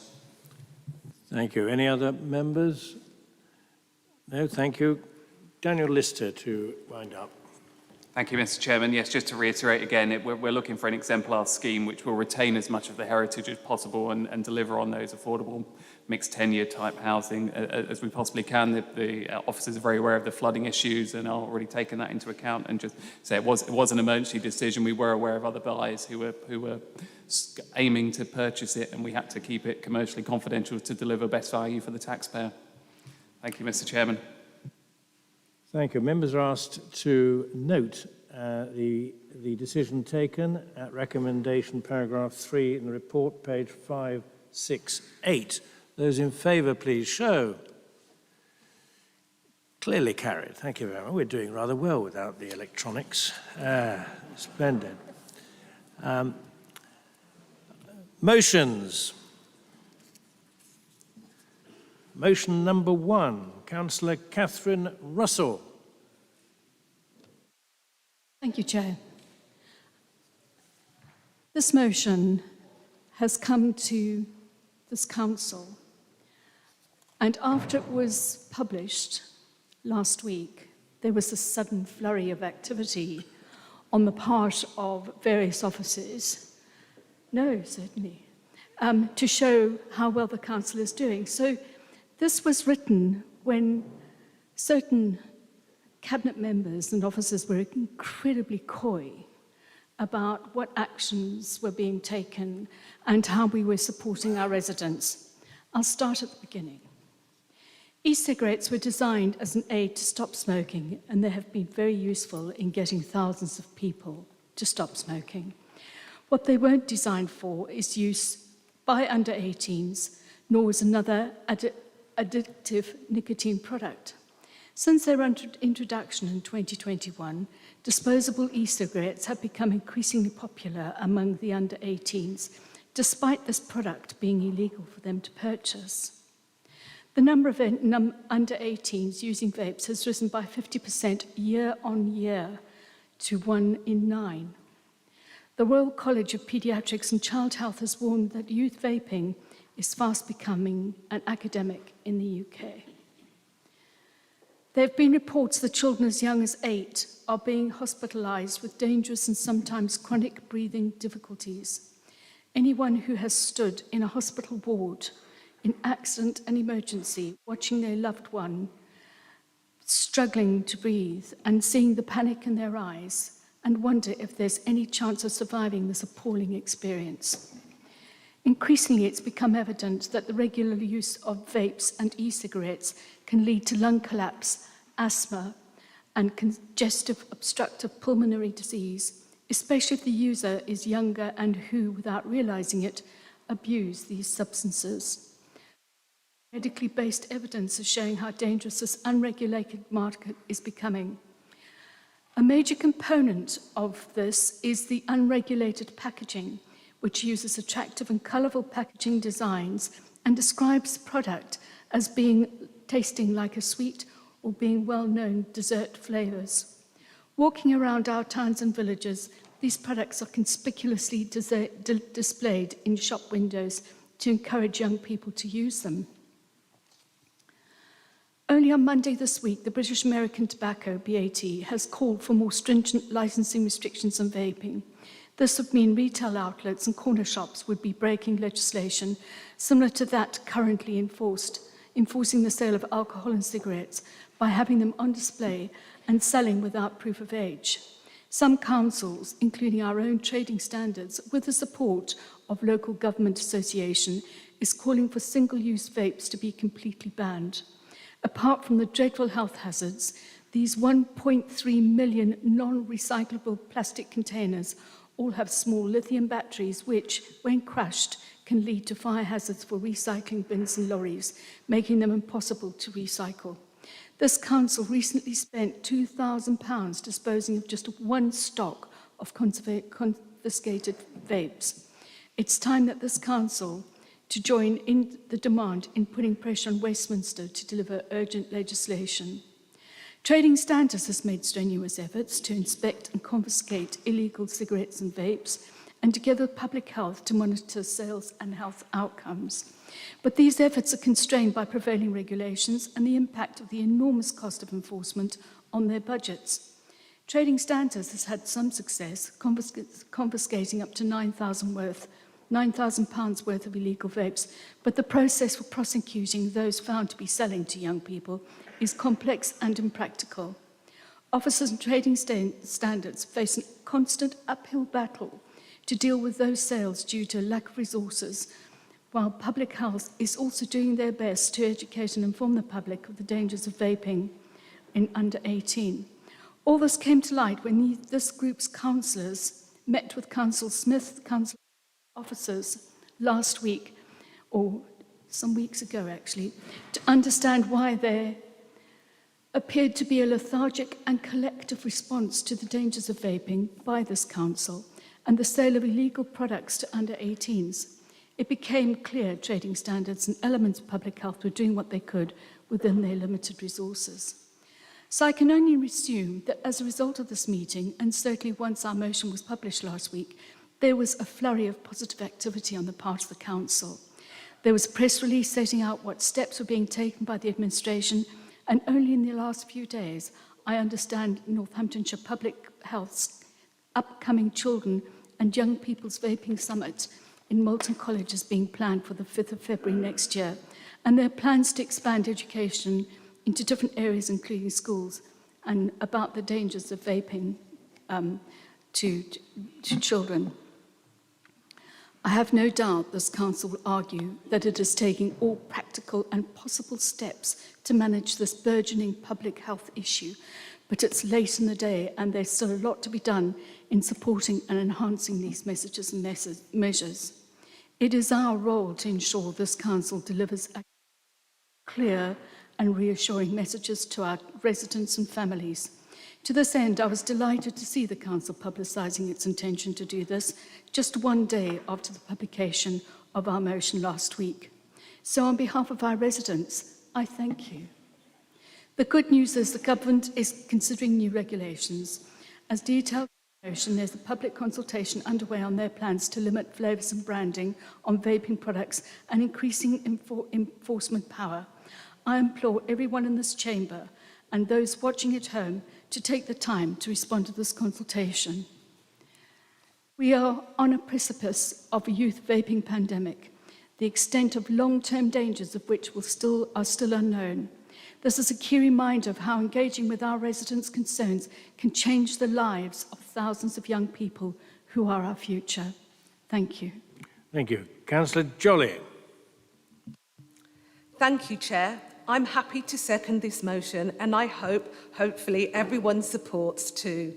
As WNC councillors, it is our duty to support this motion today. We cannot just sit and do nothing when we know shops are targeting our children by fooling them with brightly coloured, bubblegum, sweet, fruity flavoured vapes. As a result, and no surprise, there has been a huge increase in vaping among children and teens. As children and teenagers are still growing, vaping can have devastating side effects and their brains continue to develop into their 20s. Nicotine can harm parts of their brain that impacts attention span, memory, and concentration. It increases symptoms of depression, anxiety, and causes behavioural problems. I've highlighted just a few health issues vaping can cause, so I'm going to focus my attention now on how it affects our teens' education.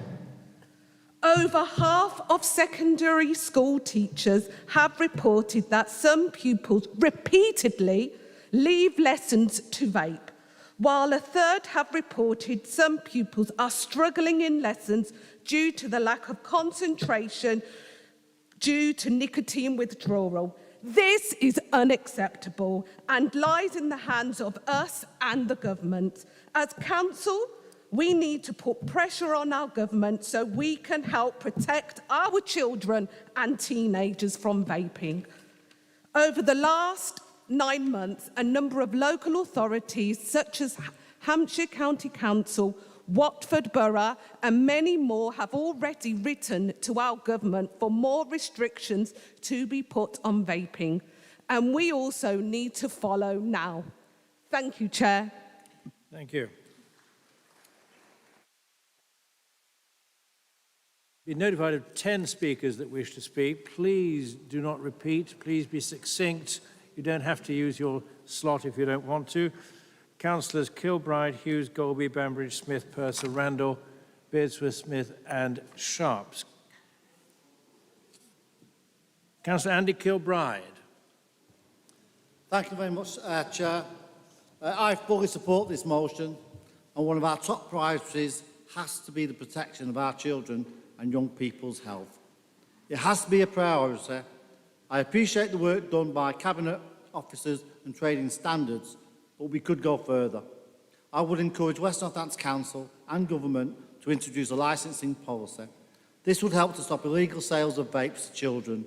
The law is very, very clear. It is illegal to sell vapes to children under 18 years old. And implementing a licensing policy would help stop this, together with a strong monitoring of the retail outlets. So I fully support this. Thank you. Thank you. Councillor Mark Hughes. Thank you, Chair. Yes, Councillor Baker wanted to add that she attended the Youth Summit 3 weeks ago and spoke to some young people about vaping and the dangers of vaping. She collected some really good feedback from many of the young people on show, and then she gave out the leaflets that we have in front of us on our tables tonight. We're firmly working hard on this issue to show young people what the dangers are of vaping to their health, and Councillor Baker will include a summary of what she found during that particular youth summit in her next Cabinet Member report. Thank you. Councillor Matt Golby. Thank you, Mr. Chairman. And I guess opposition colleagues probably realise now that we are going to support this. We were quite surprised to see it as a motion brought before us. We do know some of you had some conversations with officers, and it doesn't really ask us to do anything that we're not actually doing already, other than raise this as a really important issue that is dear to us all. It mentions our young people, they're our future, and you don't have to look very far around data or insights into some of the statistics around vaping and the issues that it creates, the underage sales and what happens in schools and everything. So we are very supportive of this. There's a huge amount of work going on. It was referenced in my report, my Cabinet report earlier. Sally Burns, our Director of Public Health, is actually a regional lead on smoking and vaping, and she actually chaired a meeting with the Chief Medical Officer, Sir Chris Whitty, last week, talking about the importance of this issue and particularly what we're doing about it on our patch here in West Northamptonshire. Sally's also been shortlisted as shortlisted as one of 3 final Directors of Public Health for the work that she's done in this area. We've talked about the February summit, and it wasn't because you guys put the motion in. It was something that is planned, and we've actually got a forward plan of all the activity that's going on around vaping and smoking over the next 6 months or so. And I'll be happy to share that with you, because there is an awful lot of work going on there, which is why it was quite easy for us to up the profile of some of the communications that have been coming out. We've actually been awarded £478,000 as well, contingent on the fact that we don't reduce our commitment in public health to smoking cessation and the Stop Smoking service. So there's some brilliant work going on here. Yes, we do need to keep pushing it because it is affecting our children, but yeah, we're supporting it, and thank you. Councillor Dermot Bainbridge. Barnbridge, sorry. Banbridge. Got it right then. Is he here? No. Oh. Councillor Zoe Smith. Thank you, Chair. And I'd just like to say I'm really glad that the administration are planning to support this motion, and I think it's a fantastic example of what happens when the administration accept the invitation to look at something in detail, to consider what's already happening, to consider what could be added to make things be more effective, and rather than dismissing something because some actions are already being taken, it's accepting the invitation to see how we can improve further. It's prompted some really positive actions already that are taking place as a result of this being brought into focus, and it's a really good example of how we can actually work together as a council and take things seriously when they're put before us.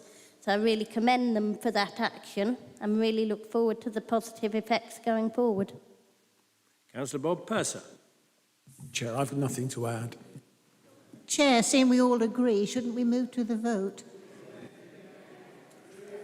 No, I don't. Councillor Wendy Randall has specifically asked to speak, the leader of the Labour group. Does she wish to say anything? No, that's fine, Chair. We can move Sally to the vote. Beardsworth. David Smith. Sue Sharps. No, right, we'll move to... I'd delighted Sue to Sharps. speak, Chair. I presume, am I... Order. Am I before or after Councillor Sharps? Who's that? No, David Smith, all right. No, David I don't. Smith next. Okay, so we're late in the day, says Catherine Russell. Clearly not. Last year we were on this. You knew practically nothing in the meeting that we had with officers a couple of weeks ago. You were surprised at all the things we were doing. It's laughable. This is a motion. Yeah, we're not going to vote this down. Why would we vote down that we're already doing? Well, maybe we do all the time, but anyway, we ain't voting it down. This is great work that we're doing, great Conservative work. It seems that you're absolutely in agreement with us. Maybe you'd like to cross the floor, because we seem to be getting absolutely right. Thank you. Follow that. Sue Sharps, do you want to follow that? Thank you, Chair. It's Councillor Sue Sharps. As I will remind my fellow councillors that it is impolite, I think, to barrack me when I wish to speak on a motion on the agenda. I personally want to say that I thought this was great, although I just wanted to make sure that we do have sensation therapy groups for children within that. That's all I wanted to double check. Thank you very much and well done. Thank you. Councillor Russell to sum up. Thank you very much.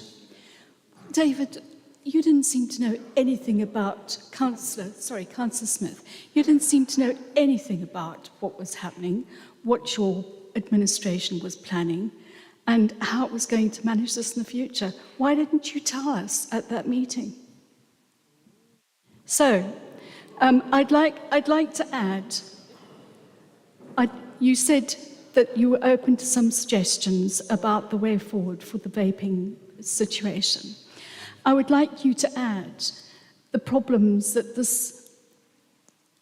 people are experiencing to the police, fire and crime panel and make that an agenda item so that the police are aware, that particular panel is aware of what problems we're facing and how best to get them on board to deal with it. The second thing is you offered to walk around my ward to investigate illegal sales and displays, and we can invite the Commissioner to come with us so that everybody is on board with that. And thirdly, I'd like to ask and make sure that all of us, all of our councillors, our cohort, are invited to the Vaping Summer in February. Thank you very much. Thank you. We move to a vote on the motion. Those in favour of the motion, please show. Thank you. Overwhelmingly carried. Motion 2. Motion 2 on the paper. Councillor Sally Beardsworth. Thank you, Chair. As I sat the other week and watched the autumn statement, I sat there with bated breath to see whether we'd get anything for housing, because it's such a huge issue everywhere, not just in our county, but everywhere. And unfortunately, nothing came up. But what I was more disappointed with was that the Section 21, the no-fault evictions that the government's been talking about for 4 years, has not come into practice. Last week, I was approached by a lady who lives in the county. She's in her 70s. She's lost her husband. She's being evicted from her home at the end of January, midwinter. She's got 2 small cats that she loves dearly and her sole companions, and she's finding it very difficult to find accommodation. She has found one place. It's not where she wants to live because it's isolated, and it's an extra £300 a month. She's paying £800 now, so that's £1,100 a month she's got to find. Now, as you know, when you're a pensioner, you might have savings, but you have no ability to increase that money, like when you go to work. So it's very difficult for her. And I'm trying to help her as much as I can, but it's very, very difficult. And people are doing that. And I was just so shocked with the Chancellor of the Exchequer when he was saying to landlords, please show restraint. Don't put your money up, or your rents up, if you can help it. And then the next day, we read in the paper that on his 7 luxury flats, he's put up his rent 18%. Do as I do, but do as I say for government. I am really sure, I'm not blaming anybody here for no-fault evictions. And I know you're doing things to help people. But we can't struggle on, not just us, but all councils, with people being evicted by unscrupulous landlords to get a higher rent, or to move their house into houses of multiple occupation that they can get more money. The government hasn't met its targets for house building this year and has actually abolished them now because he doesn't want to upset their voters in the shires. So I really am very worried about the fact that not only does this government not look after the people that we are elected to look after. We do our best, I know we do, but without these reforms to Section 21, without the help, these people are getting evicted. There's a huge percentage of people over 55 that live in rented accommodation. And if they don't have help, they could be evicted or could lose their properties. And where do they end up? With us in temporary accommodation.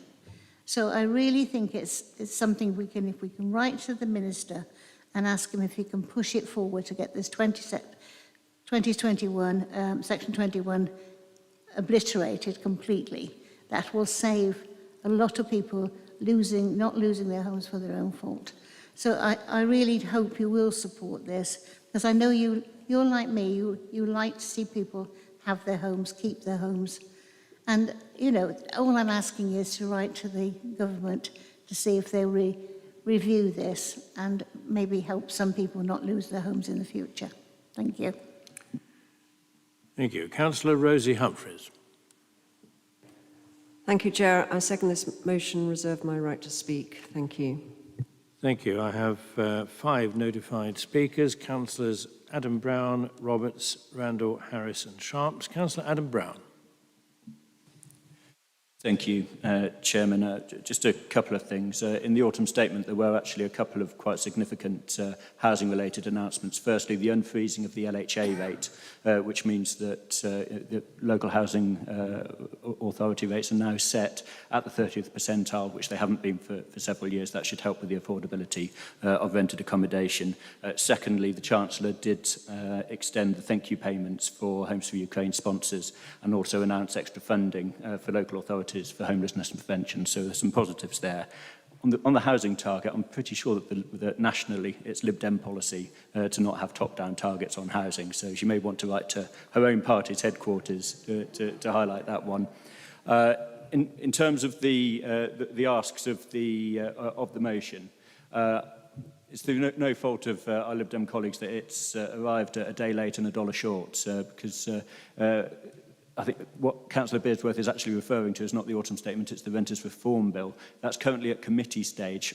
2 days ago, there was a Labour amendment put forward to bring in the ban on Section 21 evictions immediately upon royal assent. So the issue was considered, it was voted down at committee stage. So no matter what we think about the effect of that decision, it is a decision that's already been taken. And therefore, in my view, it's superfluous for us to then write to ministers and MPs asking them to take a decision that's already been taken. On the third ask, in terms of a review of the impact of Section 21 evictions in West Northamptonshire, all she has to do is have a conversation with Councillor Grant, who chairs the Housing Overview and Scrutiny Committee, and I'm sure he'll be able to outline just what space there is in the work programme to undertake that work that the Lib Dem opposition group are requesting. So it's a no from the administration on this occasion, even though we recognise the very real importance of the issue. But just to highlight, in the Renters Reform Bill, there is still an outright ban on Section 21 evictions. It's just that the government is saying that they have to get the courts right before they can enact that ban. Councillor Emma Roberts. Thank you, Chair. Councillor Brown's not wrong in anything he said, but this council sometimes has an opportunity to set out its stall about how it really feels about some of the government policy, whatever politics you are. And this has been delayed and delayed and delayed and delayed. And a little while ago, right back at the beginning, the inception of this council, we had a universal credit cut, and we unanimously decided to write to the government to say, here, we don't think that's right. It already happened, but we didn't think it was right. Okay? You have an opportunity to join forces again today to say that delay is wrong and that delay impacts our residents. And we could just simply do that. So whether you vote for the motion or not, because you're obviously not going to, why not consider doing that? Let's get together, maybe a joint letter, collaboratively, to say what we really think about these ineffective delays. Thank you, Chair. Councillor Wendy Randall. Sorry, Chair. I support this motion.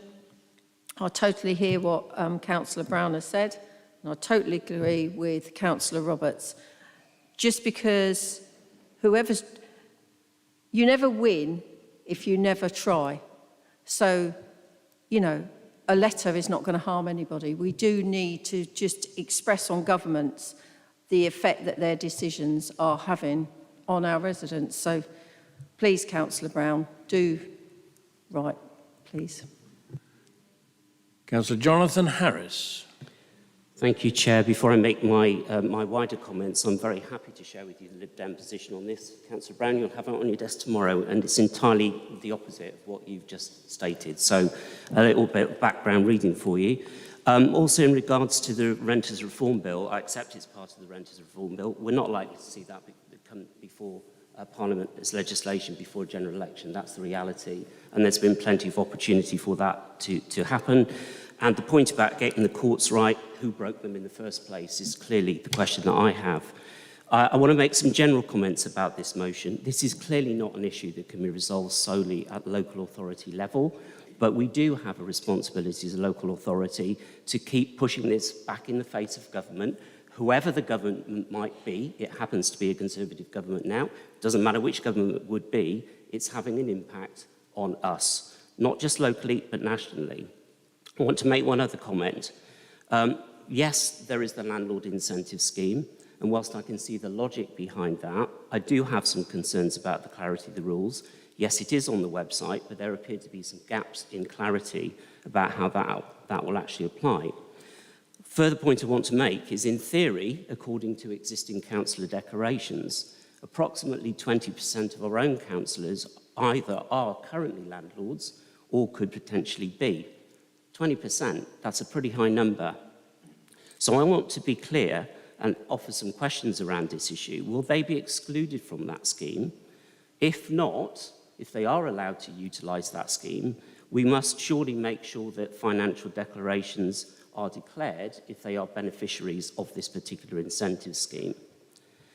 I would also urge, furthermore, that those councillors that maybe are landlords have the opportunity themselves to make sure that they do not take advantage of Section 21.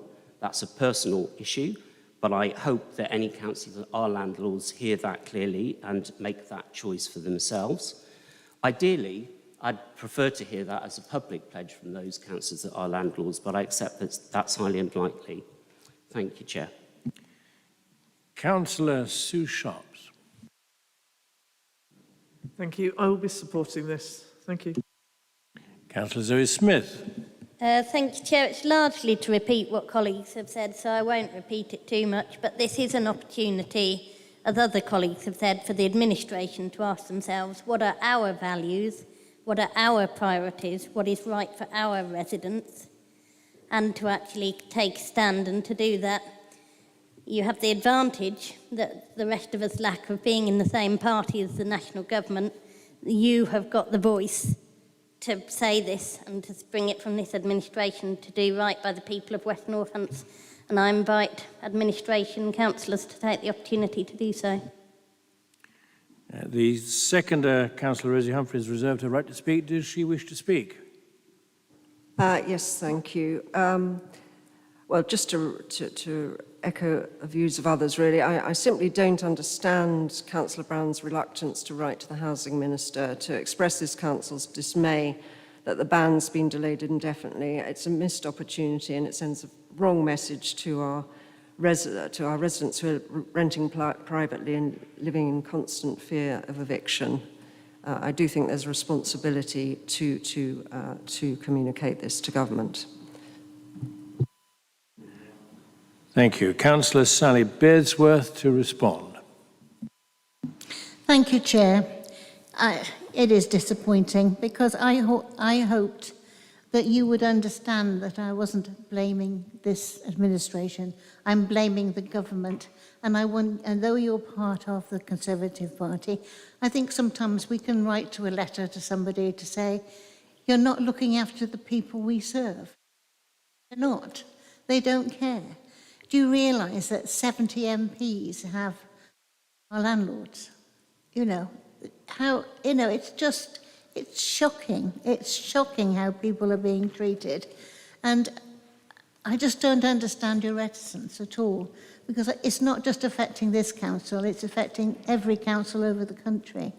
And all you've got to do is write and say, please, can you review it quicker than this? Because we've got people that don't want to be evicted from their homes through no fault of their own.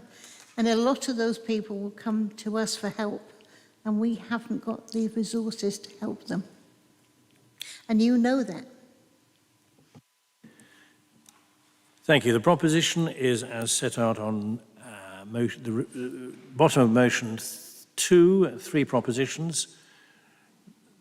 Take a show of hands, please. Those in favour of these 3 propositions, please show. Those against? Clearly lost. Clearly lost. Thank you. Motion 3. Councillor Paul Joyce. Thank you, Chair. I'm sure that many councillors within this chamber this evening have a park or green space within their local area, spaces like Eastville Park in Northampton. I understand that we currently have 160 parks and green spaces in Northamptonshire. Some of the ownership of these spaces often varies. I think that we all appreciate the hard and positive work that our friends groups, park rangers, volunteers and community payback teams have had in maintaining the parks and spaces and continue to do so.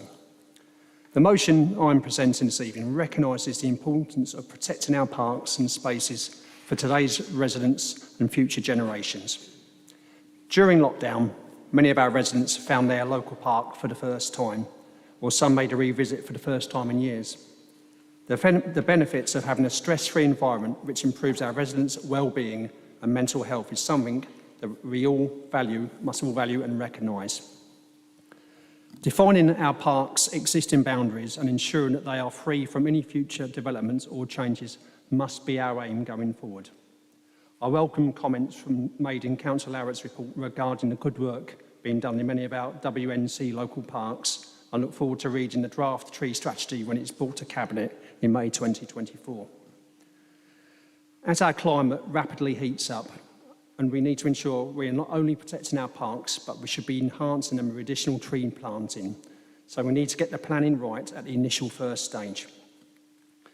I look forward to meeting the local nature strategy officer and the tree protection officer when they are in place, and hope that a survey can be commissioned to identify areas for improvement within our parks and green spaces. I hope that councillors will be supportive of this important motion this evening. Thank you. Councillor Keith Holland Delamere. I am very happy to support second this motion. I reserve my right to speak. Thank you. There is an amendment on the floor of the House, as it were. Councillor Phil Larratt to move. Thank you, Mr. Chairman. I totally agree with the sentiments of this motion.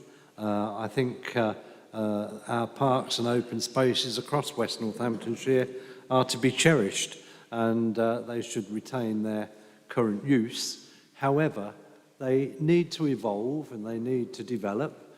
Times change, and we do need to be able to develop them to support the purpose that they're there for. For example, we've got outdoor swimming activity at Daventry and Brixworth. If we wanted to build a facility in the park to support that, we should be able to. Similarly, we've got a really brilliant country park up at Upton, but there's no toilet facilities, there's no cafe facilities, there's no parking facilities. So, we need to primarily make sure that the parks are there for their current use on their existing boundaries, but we need to make sure that any development, and as this motion says, it may make sure that they can be developed to provide facilities associated with their intended use as it is. So, you know, happy to totally support this. As I say, we've got some fantastic volunteers. Our park rangers do a really brilliant job. And yeah, let's keep what we've got, keep it on the boundaries, but let's not restrict the development enough that prevents us moving forward as times change. Thank you, Mr. Thank Chairman. you. Councillor Andy Kilbride to second the amendment. Thank you, Chair. Happy to second. Thank you. Councillor Joyce, do you accept the amendment? Yes, Chair, happy to accept the amendment. Thank you. The amendment then becomes the substantive motion. Are there any members that wish to speak on what is now the substantive motion? I've not been notified. Yes, I have. Councillor Hughes, Stone, Randall, Harris and Sharps. Councillor Mark Hughes. I hadn't registered, I don't think, on this one, so I'll save people a few minutes. Well, let's see if Daniel Stone has registered. Did Councillor Daniel Stone register? Thank you, Chair. Just very briefly, our parks and green spaces are obviously really, really important to us. And the busier our lives are and the more densely populated our environments are, the more important they are. They are the most democratic of all our services, it seems to me. And we must do everything to make sure that they endure into the future. And of course, they will evolve and develop as needs change, and we will work to meet those needs. But it's always a joy for me to see how busy the racecourse is, how busy Abington Park is, how busy Beckett's Park is. These are parks that I walk on a regular basis, and I fully support the motion. Thank you. Thank you. Councillor Wendy Randall. No, that's fine. Move to the vote, Chair. Thank you. Thank you. Councillor Jonathan Harris. Thank you, Chair. I'd just like to remind the moaners and groaners that actually it's 10 to 9 and cut off by Constitution is 9:15. So hold your horses. I think you'll find for another few minutes, that's for sure. I'm pleased to support this motion, even in its amended form. A plea from the Cross-Party Sustainability Group. It impacts UN SDGs 3, 11, 13 and 15. So please could we ensure that this sustainability group gets the opportunity to input to and full oversight of any of the work being developed in this area, particularly in regard to the development of the tree strategy and the local nature recovery strategy. I'm concerned that this work is not created or developed in isolation by excluded potential partners. Whilst this motion is about our parks and our green spaces, there clearly needs to be a connect to the wider area. As chair of the sustainability group, the leader will be aware that I believe we need to ensure that we develop an overall approach to climate and nature adaptation and mitigation to ensure clear direction and alignment. Thank you, Chair. Thank you. Councillor Sue Sharps. Thank you, Chair. My comment was that, unfortunately, I don't believe Brackley is included in part of this. 11th of October 22, the Cabinet approved an order that included Daventry and South Northants, which was to sit for 3 years, and that was to encourage responsible dog ownership in open spaces. This is not in place in Brackley, and it's certainly not enforceable in Brackley. So I was just asked that that be included. Thank you. Thank you. Councillor Meredith. Thank you, Chair. I'm going to support this, this motion, but it's with sadness when I think about our local park in Southfields, which is greatly neglected by this council.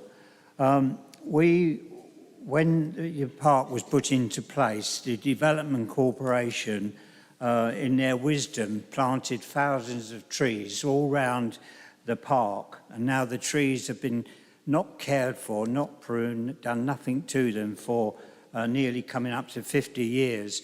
And it's really, they're really taking over the park itself.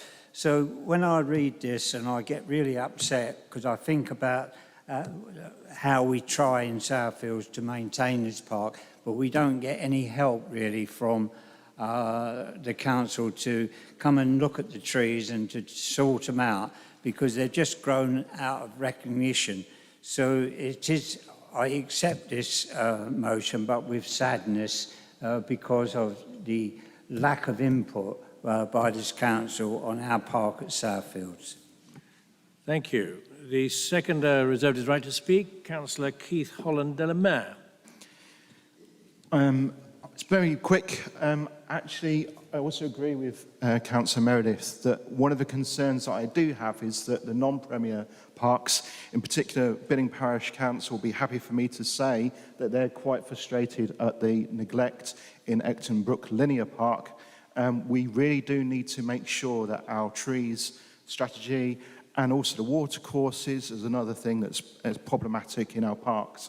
So I just want to echo that I really agree with all the debates. They are a wonderful asset, but we still need to invest money in our green spaces. Thank you. Councillor Paul Joyce to respond to the debate. Well, I'll make this quick, but I'm going to leave you with this last thought. Today at the COP28 United Nations Climate Summit, the UN chief stated that we are living through climate collapse in real time and confirmed that 2023 will be the hottest on record. So, more than ever, our parks and green spaces are now more important than ever. Thank you. Can we move to the vote, please, Chair? Thank you indeed. Those in favour, please show. Clearly carried. So, we disappoint Councillor Harris in that we're finishing at 9 o'clock and not 9:15, as he would prefer. But in the meantime, a very Merry Christmas to you all, and see you next year.